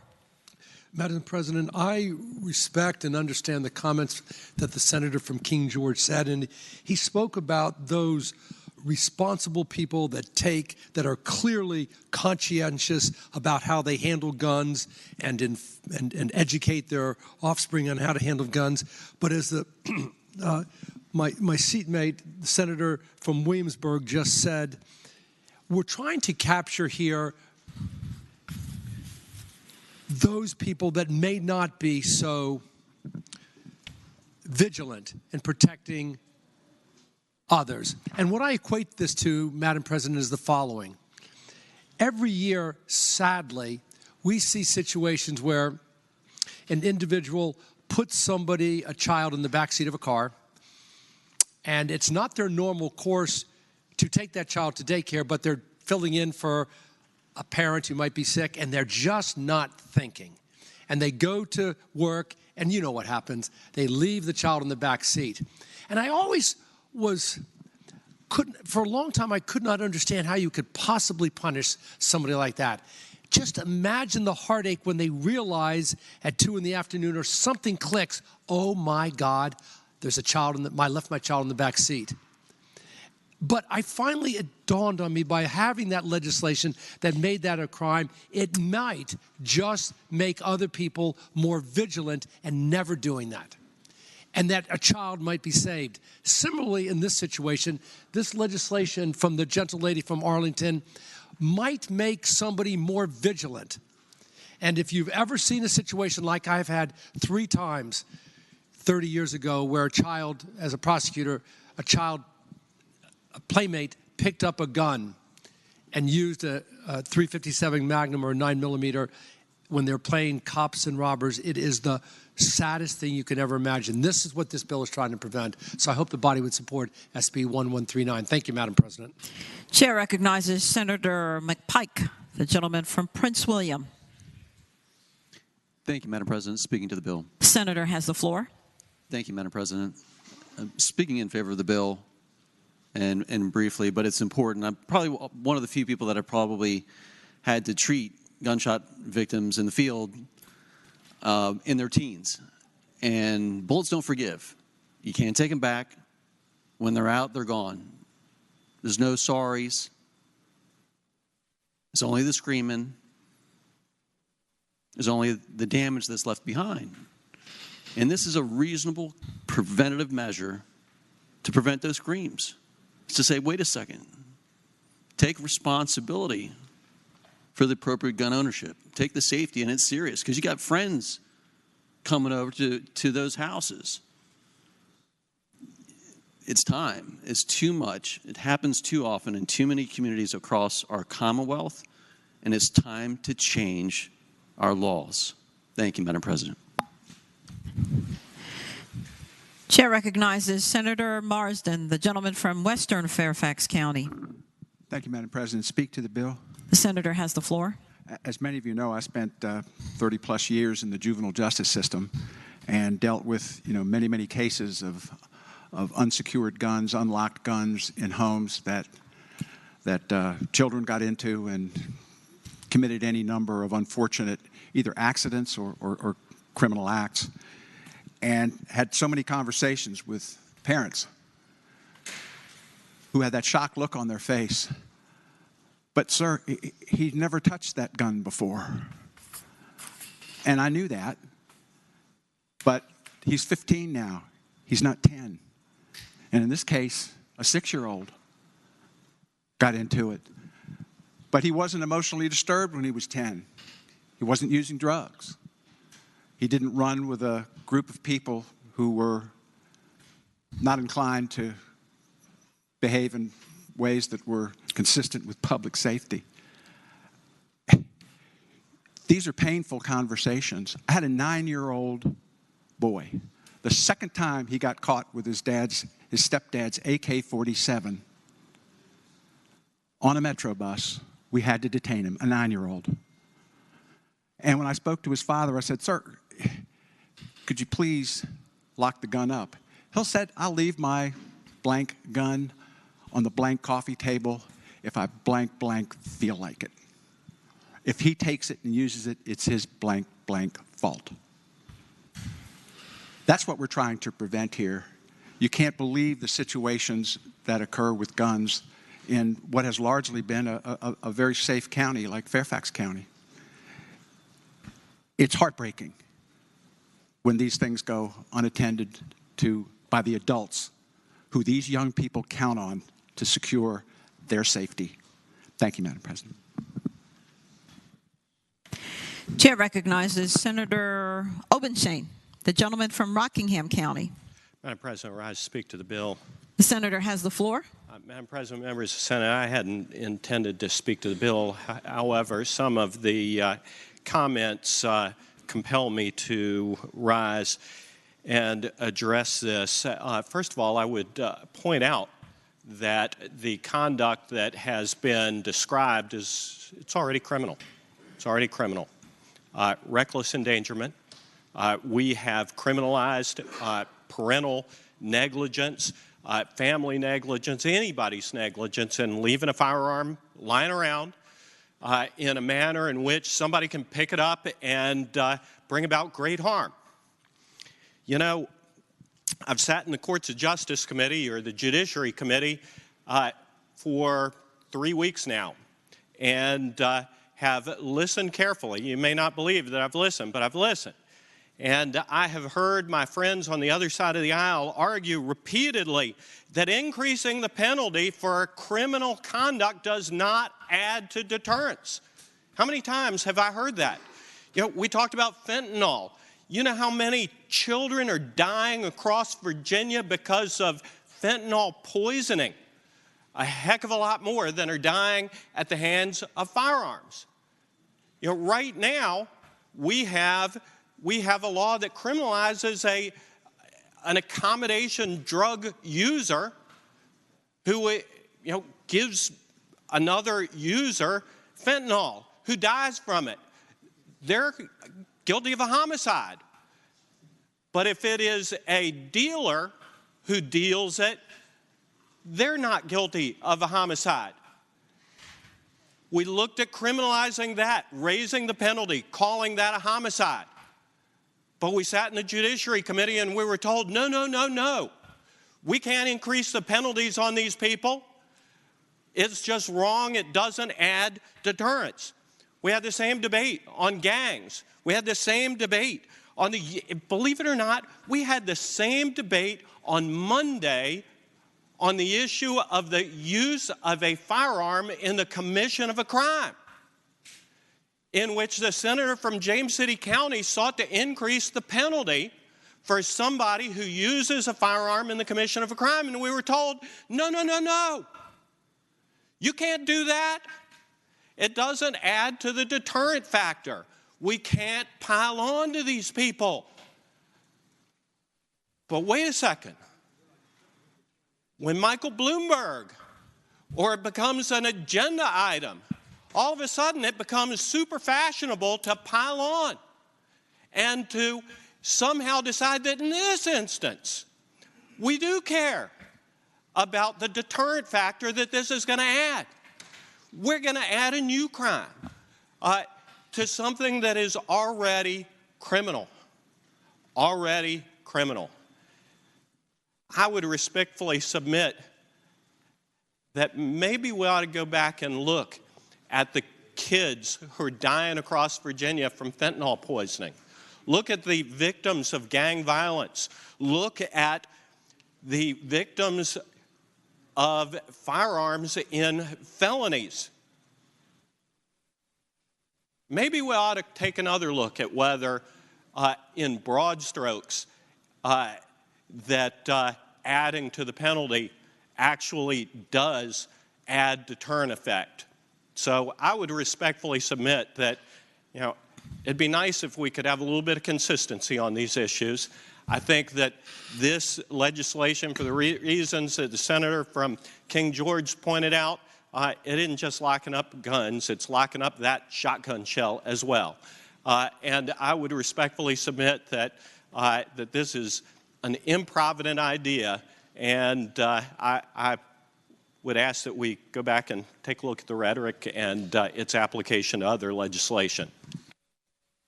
Chair recognizes Senator Hashmi, the senior senator from Chesterfield.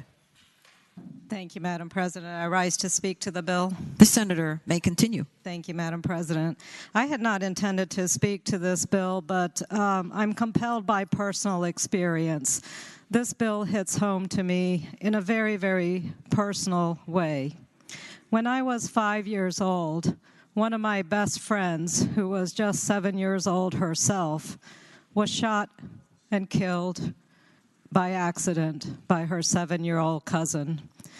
She was killed by her cousin because they were playing in a bedroom in which a handgun was simply lying around unattended, and they were unsupervised.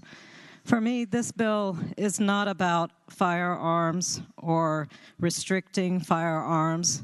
This is a child safety bill. That's plain and simple. It's a child safety bill that asks us to put lethal weapons in secure locations so that our children are protected. I think often about my little friend. She could possibly be a grandmother now, but her life ended when she was only 6, 7 years old. And I know that that trauma has lingered in that family. I've watched her siblings grow up without the sister that they had. I watched her parents struggle. Her mother had cried so much the day she lost her daughter. She said, "I have simply no tears left in my eyes." I know that trauma has stayed with me as well, that one of my first and earliest memories was that of losing a friend to gun violence. I ask that we look at this bill for what it is. It is a child safety bill. And if we care about our children, if we care about protecting them from violence that they may commit themselves or have committed upon themselves by friends, that we should surely ensure that this bill should pass. Thank you, Madam President. Chair recognizes the gentleman from Hanover, Senator McDougal. Thank you, Madam President. Madam President, speaking to the bill. The senator has the floor. Thank you, Madam President. Madam President, this is a topic that I think inspires a lot of passion, and I think the intentions of individuals are all in the right place. Nobody wants anybody to be injured by a gun or any other reason. But, Madam President, when we look at the law today, the law already has a criminal penalty for recklessly handling a firearm allowed if the children is under the age of 14. That's the law today. Madam President, we talk about trying to stop things from happening that are bad. We want to protect Virginians. We want to protect our children. But, Madam President, more Virginians, more children are dying from fentanyl overdoses than gun violence and traffic accidents together. Not one or the other, but together. And, Madam President, as a body, we decided that we were not going to penalize the dealers that sold those drugs. We're not going to put them in jail. But if we pass this bill, we're making the decision that if a parent locks up that shotgun after hunting but left the shotgun shell in their pocket, they're in violation of this statute. Madam President, I want all Virginians to be safe, no matter how old they are. But I also don't want to criminalize Virginians for doing something inadvertent. So, Madam President, as we look at this bill, let's make sure we know what the law says today, and then let's make sure we know what the law will do.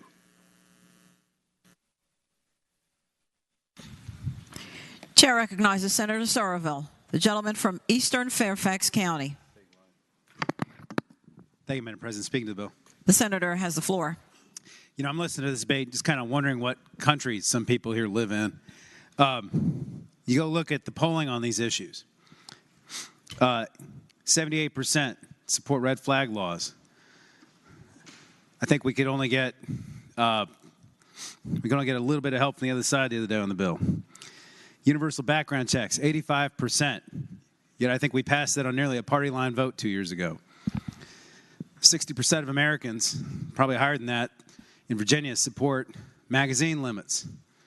We can't even get that. We haven't even had a real debate about that yet, but I'm sure we'd be having the same kind of vote on the board. Firearm storage, last polling I was able to find just Googling around here, said 8 in 10 Americans, and probably more than that, Virginians, support what we're debating here. And for some reason, we're having a debate about something that, 8 in 10, probably 9 in 10 in this state support given that the teacher just got shot. I mean, why are we debating this? The public opinion is clear about this, but the politics is what's getting in the way of all this.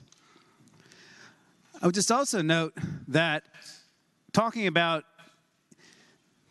what we've been talking about in the Judiciary Committee for the last few days, this is a bill that creates a new standard. It creates a new law. It also provides notice when you purchase a gun that you are to be advised of this new law. We're not talking about increasing punishment on something that's already illegal. There's a big difference between jacking up the consequences on stuff that's been illegal for decades versus creating a brand new legal standard with a notice to other people, which will change behavior. Because, you know, among other things, in addition to creating a new criminal consequence, although it's only a $250 fine maximum punishment, it also creates a liability standard. Whenever we put a law on the books, it creates what's called negligence per se, so that if somebody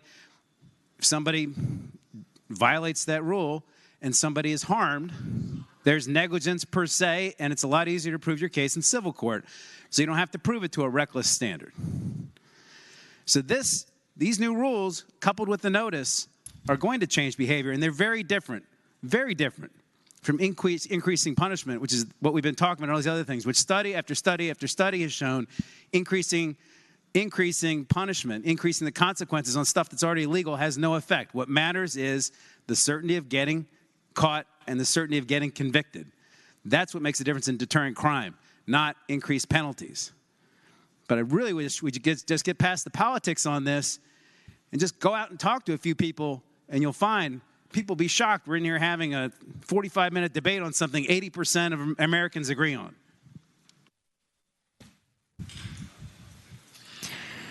Chair recognizes Senator Stewart, the gentleman from King George.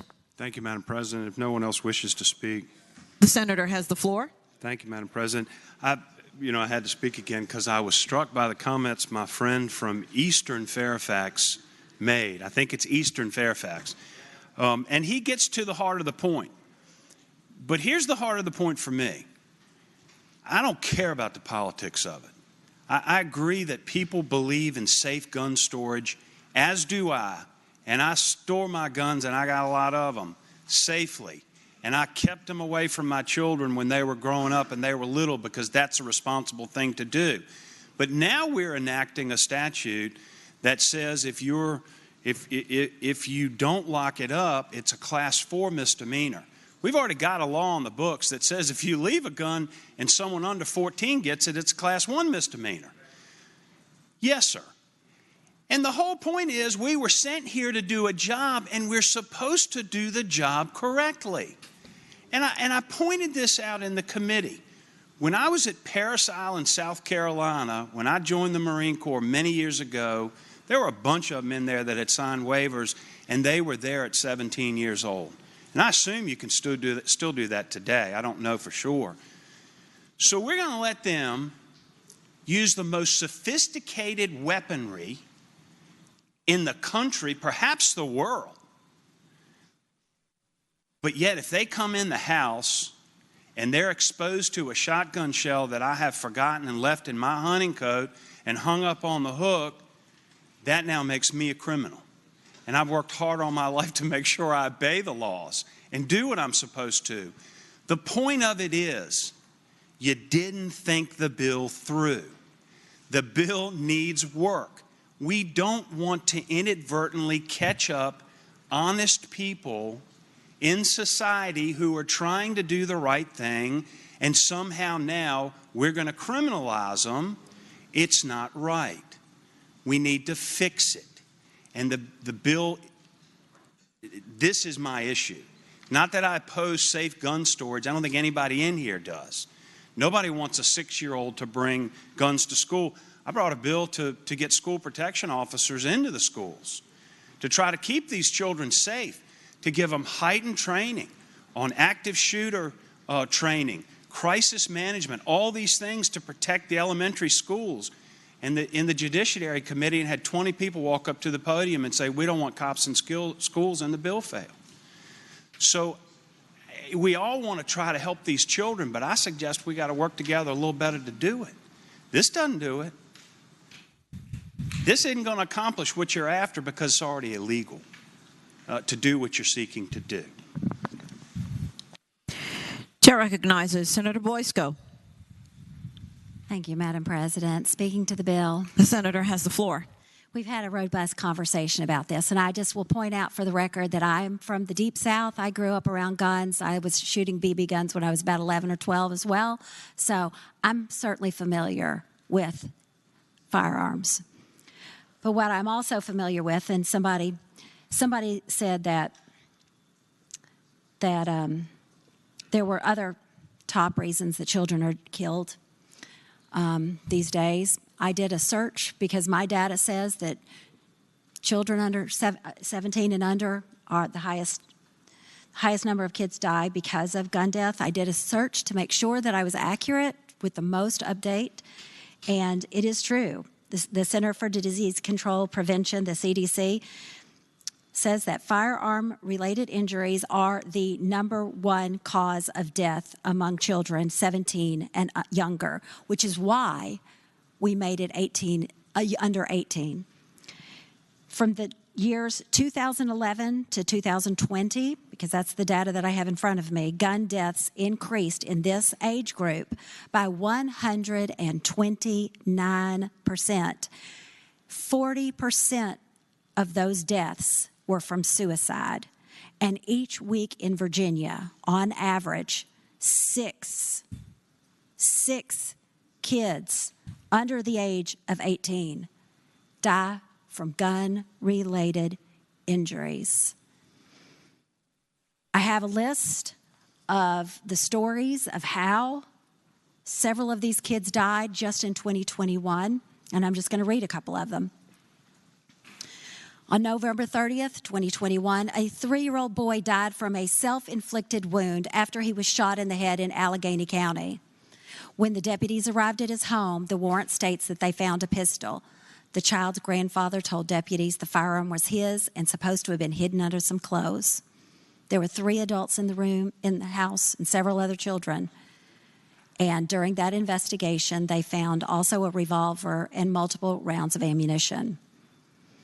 Another one, August 2nd, an 8-year-old boy unintentionally shot and killed himself in a neighbor's home in Roanoke. On July 6th, a 3-year-old boy unintentionally shot and killed himself with a handgun in a home in Halifax.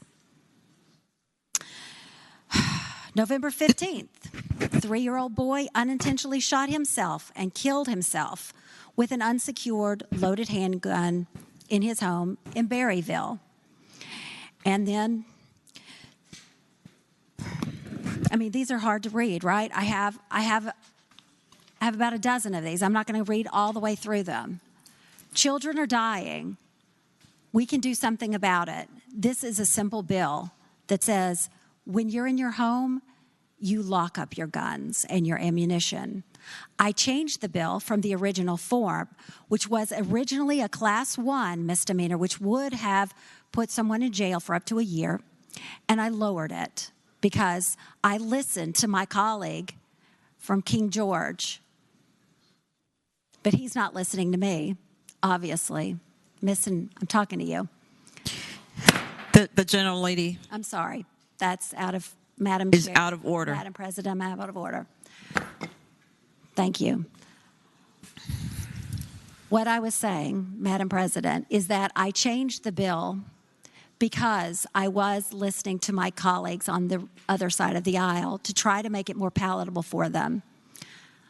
This is a bill that Republicans and Democrats should join together to support.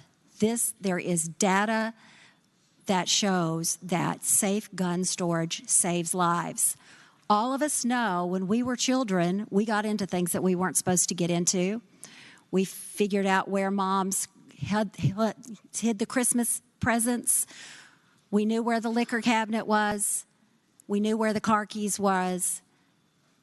This is a way to say you've got to actually lock it up and keep the key away from someone where they cannot get to it. Our children are dying, in numbers that we have not seen before. Gun death violence is the #1 cause that we're losing kids. And we have the ability here. We're the grown-ups, and we can do something about it. I move we pass the bill. The question is, shall the bill pass? Those in favor of passage will record their votes aye. Those opposed, no. Are the senators ready to vote? Have all the senators voted? Does any senator desire to change their vote?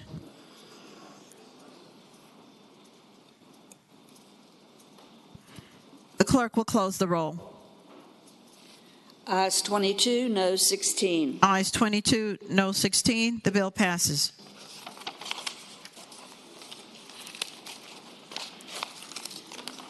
Senate Bill 811, a bill relating to jurisdiction of appeals of certain interlocutory orders, immunity. Chair recognizes Senator Peterson, the gentleman from Fairfax City. Well, thank you, Madam Chair. Speak to the measure. The senator has the floor. Thank you, Madam Chair, ladies and gentlemen of the Senate. I'm going to probably take this up a level in the culture wars by bringing on a bill that has to do with appellate advocacy. This bill would change interlocutory appeals so that they would now, instead of going directly to the Supreme Court, go to the Court of Appeals. This is so we can better develop an appellate history.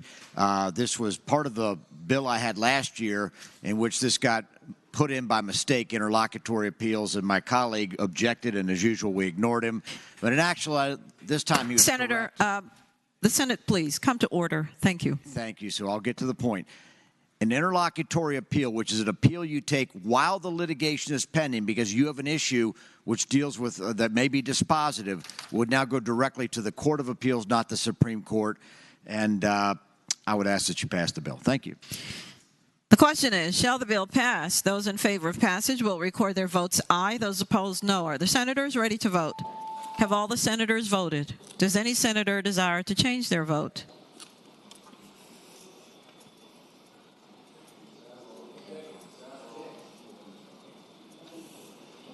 The clerk will close the roll. Ayes 26, noes 13. Ayes 26, noes 13. The bill passes.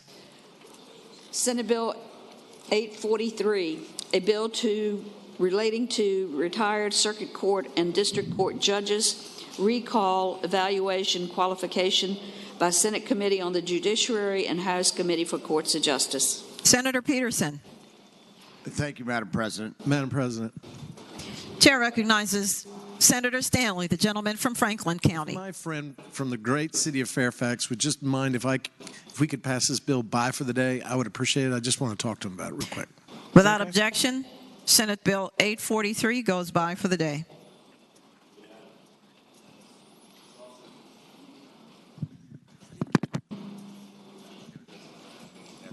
That train's on a track. Senate Bill 941, a bill relating to Virginia Residential Landlord and Tenant Act security deposits. Chair recognizes Senator Hashmi, the senior senator from Chesterfield. Thank you, Madam President. I move the bill pass, and speaking briefly to that motion. The senator has the floor. Thank you, Madam President. Madam President, SB 941 has gone through a few iterations, and we worked with many stakeholders to try to achieve a level of agreement, and I'm happy to report that this bill now has the agreement from the realtors as well as the Virginia Poverty Law Center. It is a scale-back bill, but it simply seeks to address the issue of security deposits, making sure that tenants who have held up their end of the bargain, that is, that they have maintained the dwelling unit in an appropriate manner and have not caused any harm or damages to it, and if they are present at the move-out inspection, we simply ask that the rental agency return the security deposit within 15 business days. This takes it down from 45 or longer days that is currently occurring in many of our rental situations.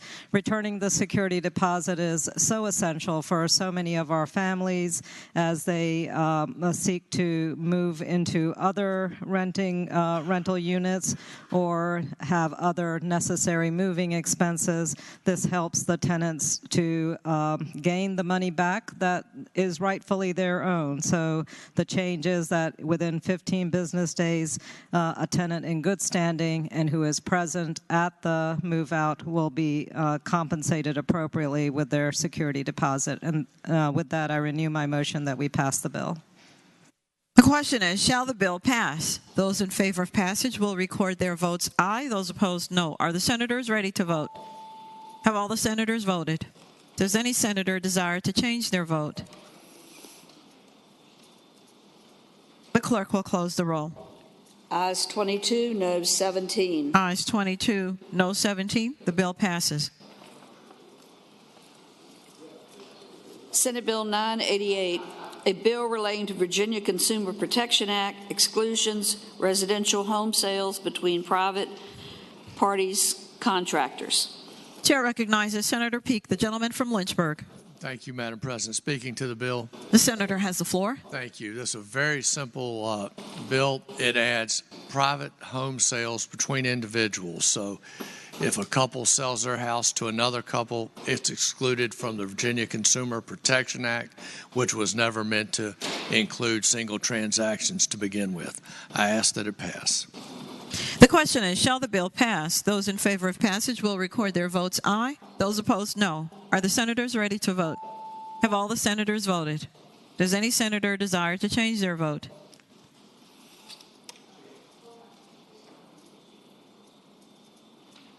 The clerk will close the roll. Ayes 39, no 0. Ayes 39, no 0. The bill passes. Senate Bill 1036, a bill relating to Virginia Tourism Authority, repeal exemption from Virginia Public Procurement Act and Virginia Personnel Act.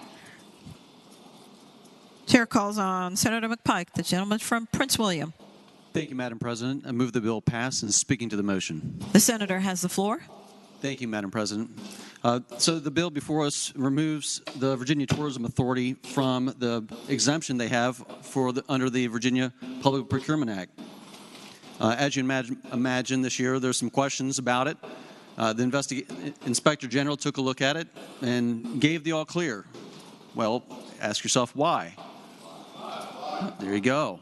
Well, two things. Number one, they're exempt from the Public Procurement Act, so nothing to look at there. And then number two, the actual board policies basically give all the power to one person, the director, to make all the decisions.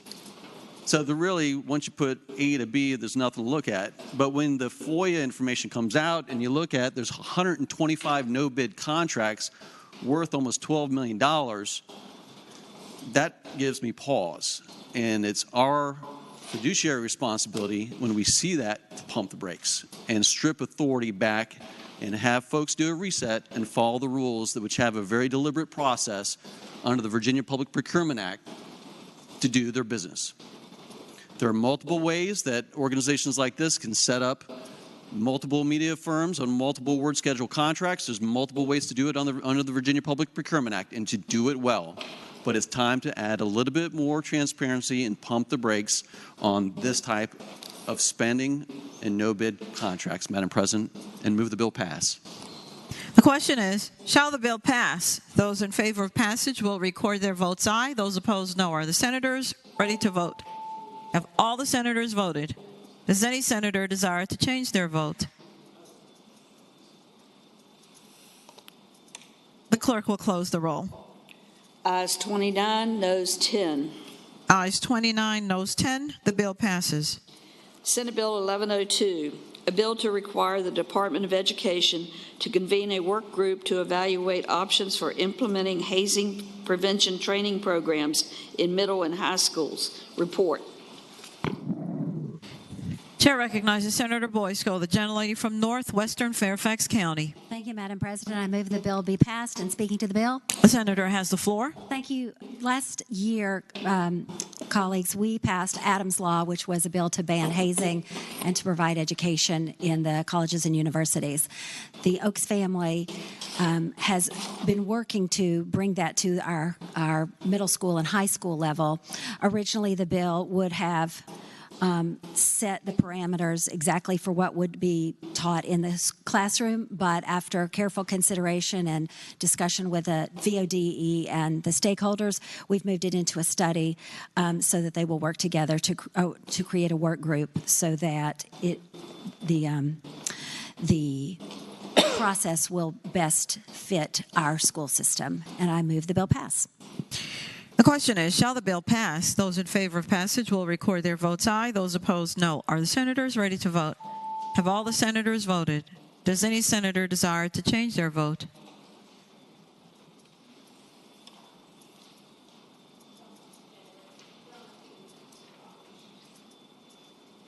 The clerk will close the roll.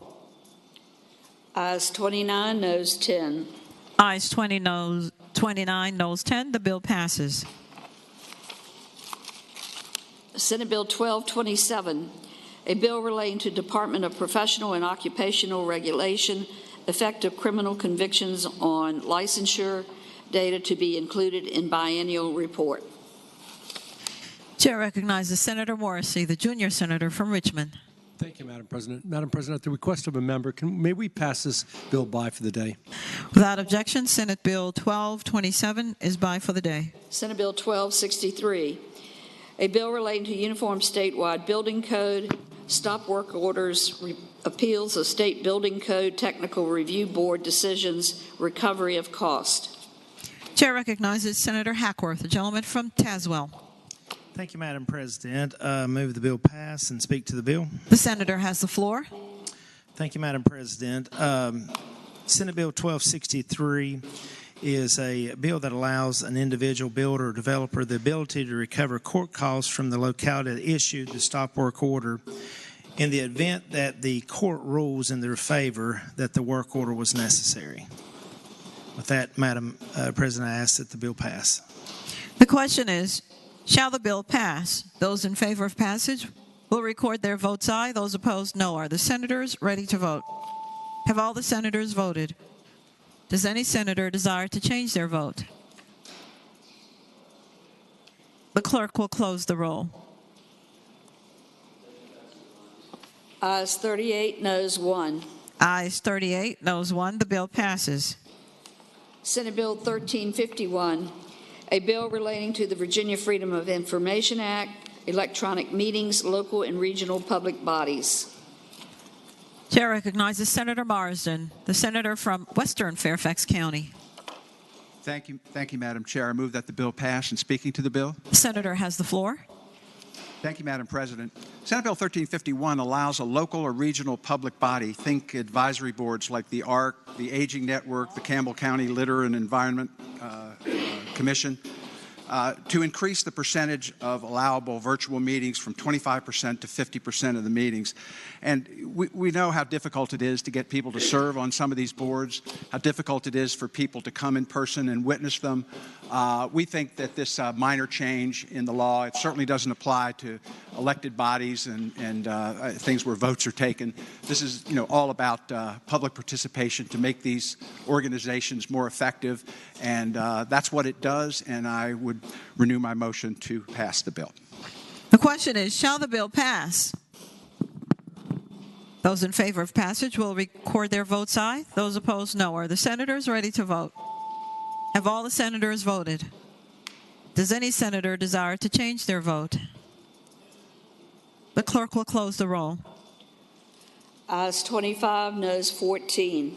Ayes 25, noes 14. The bill passes. Returning to page 10, Senate Bill 1455. Chair recognizes the gentleman from James City County, Senator Norman. Thank you, Madam President. My recollection is before we took the brief respite to chat about it that I had made the motion that the rules be suspended with and move it to this third constitutional reading, and I think that's where we paused. Yes, sir. The gentleman is correct. Thank you, Madam President. I would respectfully move that the bill pass and briefly speaking to... Well, we haven't taken the vote on that. Are you renewing that motion? I renew that motion. Yes, sir. Thank you, ma'am. The question is, shall the rules be suspended and the third constitutional reading be dispensed with on Senate Bill 1455? Those in favor will record their votes aye. Those opposed, no. Are the senators ready to vote? Have all the senators voted? Does any senator desire to change their vote? The clerk will close the roll. Ayes 39, no 0. Ayes 39, no 0. The rules are suspended and the third constitutional reading dispensed with. Senator Norman. Thank you, Madam President. I now respectfully move that the bill pass, and speaking very briefly. The senator has the floor. This piece of legislation was brought to my attention by a number of localities, and I believe every law enforcement agency in the Commonwealth of Virginia is supportive of it. What it does is it provides some additional flexibility in a situation where there's imminent danger and riots may occur, and the chief law enforcement officer, which in cities that have city councils and town and managers have to concur with the chief law enforcement officer, which is the chief of police. In counties, there are sheriffs where there are no police forces. And I also would remind the body at the very beginning on line 13, it says any locality may empower, which means that there has to be some action by the local governing authority as well. So I'd respectfully ask the bill to pass. The question is, shall the bill pass? Those in favor? For what purpose does the gentleman from Prince William rise? Just briefly to speak to the bill. The senator has the floor. Thank you, Madam President. And just speaking briefly, I understand, I think, where the patron is going for it. I have a little bit of an issue with providing such a long duration for this sort of empowerment.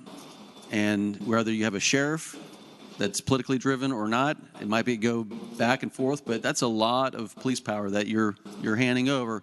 And you might have empowered an ordinance one year, and then someone different in power the next year that may not agree with you. And I think it's fraught with peril, Madam President. Thank you.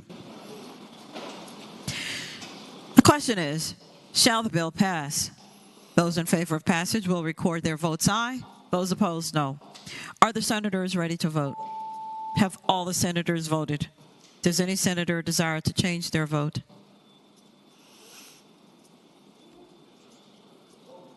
The clerk will close the roll. Ayes 27, noes 12.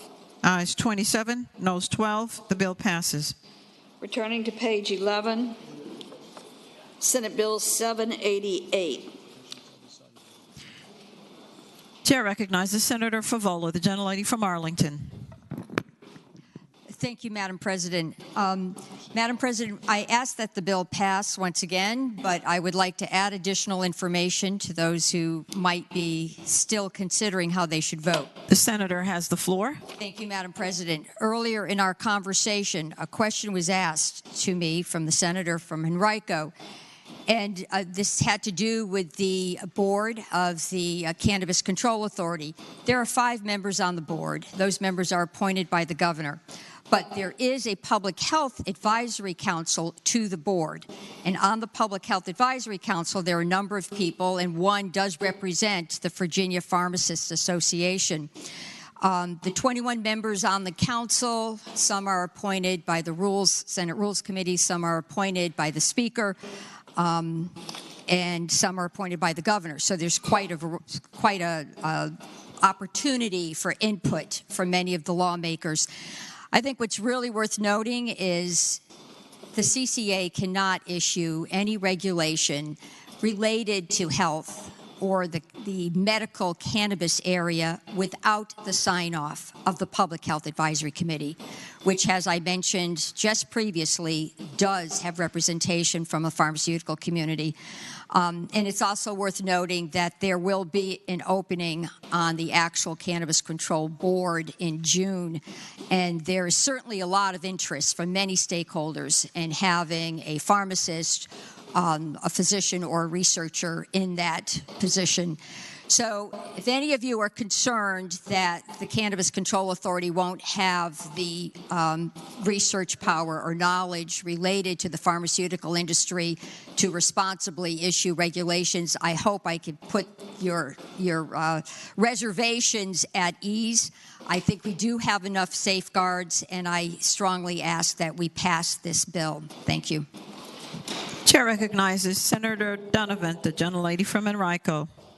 Thank you, Madam President. Rise to speak to the bill. The senator has the floor. I just want to thank the lady for getting all those answers and finding out. And indeed, there is a memorandum of understanding between the CCA and the Board of Pharmacy so that they can collaborate and make sure these decisions are well-founded on medical evidence as they go forward, but have the additional expertise of agriculture, commerce, and other things. So with that, I hope that we will all support this bill. Thank you, Madam President.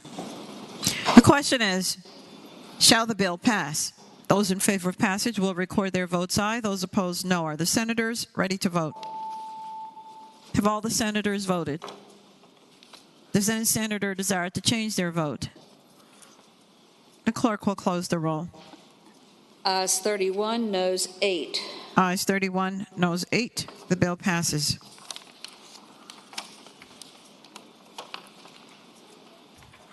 Uncontested calendar, Senate bills on second reading.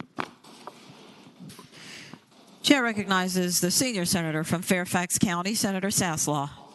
Madam President, I move that all Senate bills on second reading on the uncontested calendar, that's pages 17 through 20, Senate Bill 1367 through 1498, be advanced to their engrossment and third reading in a block after the adoption of any amendments thereto.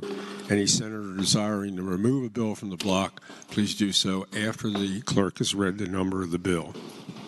The question is, shall all Senate bills on second reading on the uncontested calendar on pages 17 through 20, Senate Bills 1367 through Senate Bill 1498, be engrossed and advanced to their third reading in the block with the understanding that any senator desiring to remove a bill from the block and after the adoption of the amendments thereto will do so after the clerk has read the number of the bill.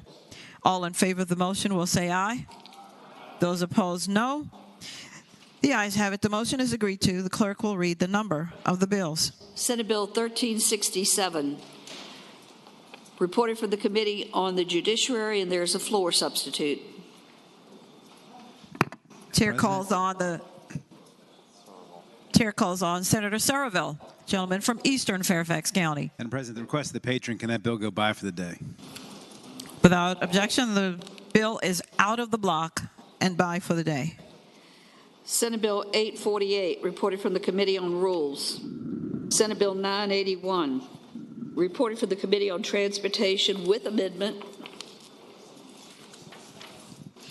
Chair recognizes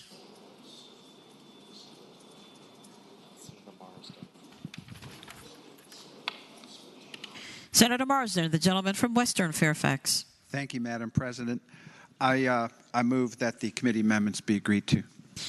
The question is, shall the committee amendments be agreed to? Those in favor will say aye. Those opposed, no. The committee amendments are agreed to. Senate Bill 1035, reported from the Committee on Transportation with a substitute. Chair recognizes Senator McPike, the gentleman from Prince William. Thank you, Madam President. Move that the substitute be agreed to.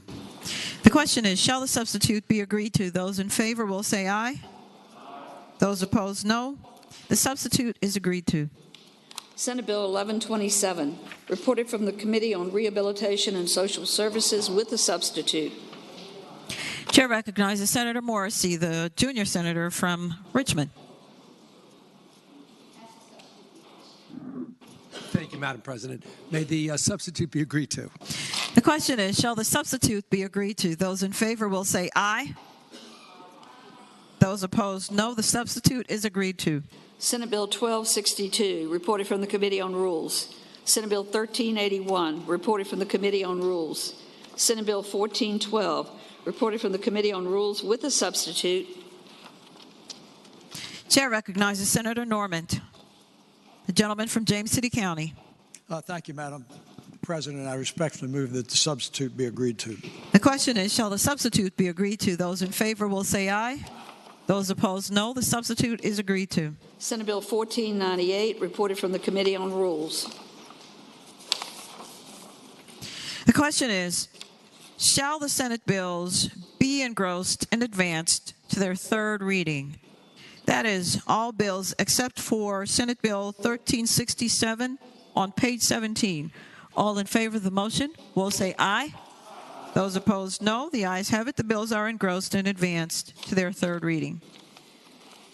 Regular calendar, Senate bills on second reading. Senate Bill 1047, a bill relating to the Virginia Petroleum Products Franchise Act. Refiner includes supplier of motor fuels. Reported from the Committee on Agriculture, Conservation, and Natural Resources. Chair recognizes Senator McPike, the gentleman from Prince William. Thank you, Madam President. Move that the bill go by for the day. Without objection, Senate Bill 1047 goes by for the day. Senate Bill 1180, a bill relating to elections administration, acceptance of certain services permitted, acceptance of money and grants permitted under certain circumstances. Reported from the Committee on Privileges and Elections with amendments. Chair recognizes Senator Eben, the gentleman from Alexandria. Thank you, Madam President. Could that bill go by for the day? Without objection, Senate Bill 1180 goes by for the day.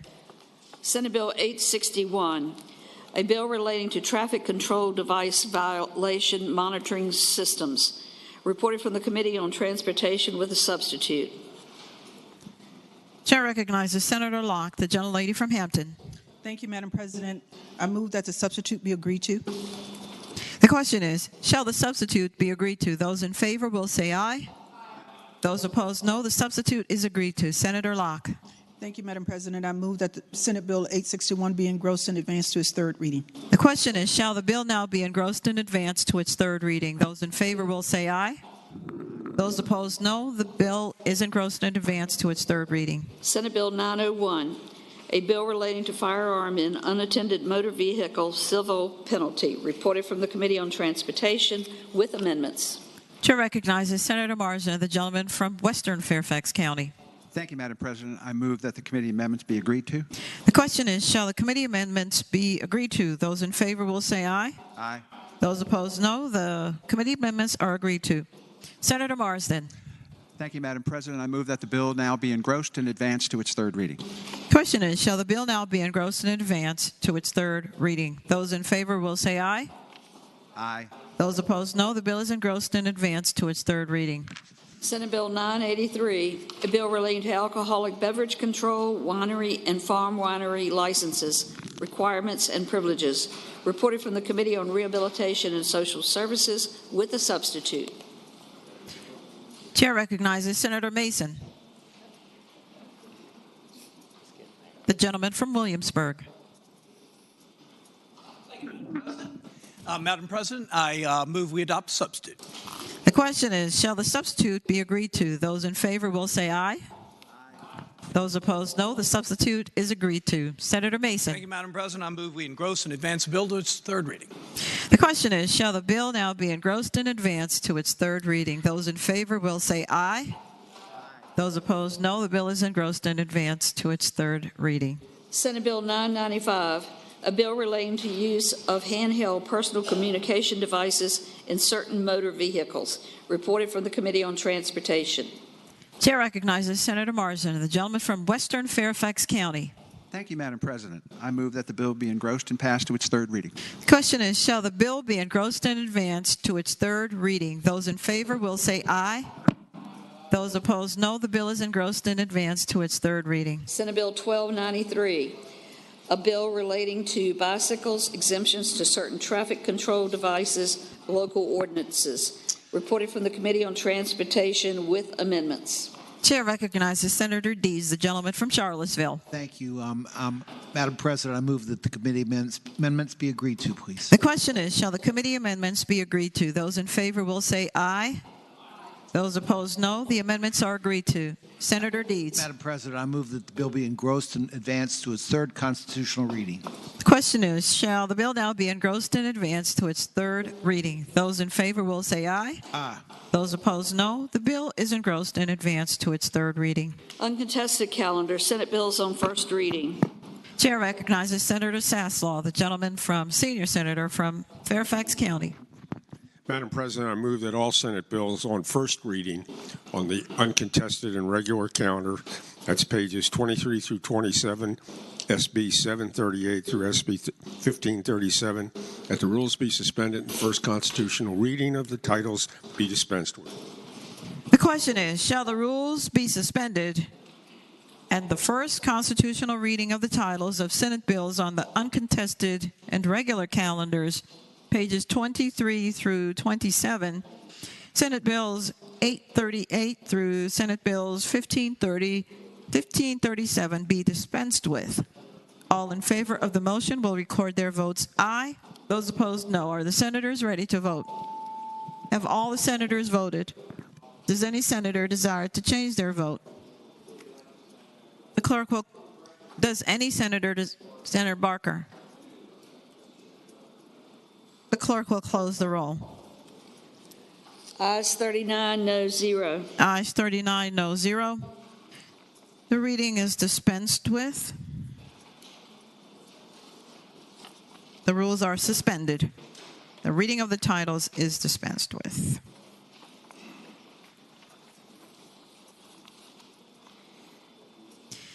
Senator Saslaw. Madam President, I now move that those said bills go by for the day. The question is, shall the Senate bills on the uncontested and regular calendars now on second reading go by for the day? Those in favor of that motion will say aye. Those opposed, no. The ayes have it. The bills will go by for the day. Uncontested calendar, Senate joint resolutions on second reading. Senate Joint Resolution 256, designating the first Sunday after Veterans Day in 2023 and in each succeeding year as Warrior Call Day in Virginia. Senate Joint Resolution 270. That's right. Chair recognizes Senator from James City County, Senator Normand. President, I move that we engross and advance the resolution to the third constitutional reading. Without objection. Oh, I am sorry. Got a little caught up there. The question is, shall Senate Joint Resolution 256 be engrossed and advanced to its third reading? Those in favor will say aye. Those opposed, no. The Senate Joint Resolution is engrossed and advanced to its third reading. Senate Joint Resolution 274, acknowledging with profound regret to the unethical use of black bodies by medical institutions in the Commonwealth. Chair recognizes Senator Boysko, the gentlelady from northwestern Fairfax County. Thank you, Madam President. I move that we advance and engross to its third reading. The question is, shall the Senate Joint Resolution now be engrossed and advanced to its third constitutional reading? Those in favor will say aye. Those opposed, no. The resolution is engrossed and advanced to its third reading. Chair recognizes the senior senator again from Fairfax County. Madam President, I inquire the clerk, does that complete today's calendar? Yes, sir. Is there any other business to come before the Senate? Chair recognizes Senator Peterson, the gentleman from Fairfax City. Thank you, Madam President. Two quick announcements. The senator has the floor. First of all, our Ag Committee will start 15, actually, let's make that 18 minutes. So as soon as a proxy and P&E, we can get down to, because we got a lot to do today. And then the Health Subcommittee will be, thank you for the check. The Health Subcommittee will be meet at 4:30, not 4 p.m. Chair recognizes Senator Saslaw. Madam President, rise for an announcement. The senator has the floor. Starting tomorrow, the bills that are on the uncontested calendar on second reading, we're going to take them all the way through to completion.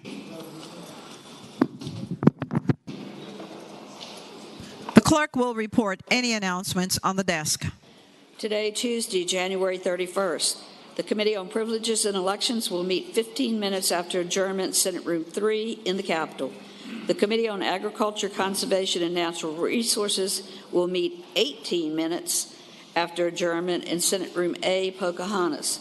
The Finance and Appropriations Subcommittee on Higher Education will meet at 3:30 p.m., Subcommittee Room 1, 5th floor, Pocahontas. Senators Locke, Howell, Saslaw, Norman, Ruff, and Edwards. The Finance and Appropriations Subcommittee on Resources will meet upon adjournment of the Privileges and Elections Committee and the Higher Education Subcommittee in Subcommittee Room 1, 5th floor, Pocahontas. Senators Howell, Barker, Saslaw, Norman, Newman, and McClellan. The Education and Health Subcommittee on Health will meet at 4:30 p.m., Subcommittee Room 2, 5th floor, Pocahontas. Senators Peterson, Saslaw, Barker, Donovan, and Suderline. Wednesday, the Finance and Appropriations Subcommittee on Public Safety will meet at 7:30 a.m. in the Senate Leadership Conference Room, 6th floor, Pocahontas. Senators Lucas, Norman, Ruff, Edwards, Peterson, Marsden, and Eben. The Women's Legislative Roundtable will meet at 8:30 a.m. in the Tidewater Room, 4th floor, Truist Building. The Committee on Finance and Appropriations will meet at 9 a.m. Senate Committee Room B, Pocahontas. The Democratic Caucus will meet at 11:30 a.m. Senate Room 1 in the Capitol. The Republican Caucus will meet at 11:30 a.m. Senate Room 2 in the Capitol. Chair calls on Senator Lucas, the gentlelady from Portsmouth. Thank you, Madam President. Madam President, I move that the Senate do now adjourn until 12 noon on tomorrow. The question is, shall the Senate adjourn until 12 o'clock noon tomorrow? All in favor of the motion will say aye. Those opposed, no. The ayes have it. The motion is agreed to. Senate stands adjourned until 12 o'clock noon tomorrow.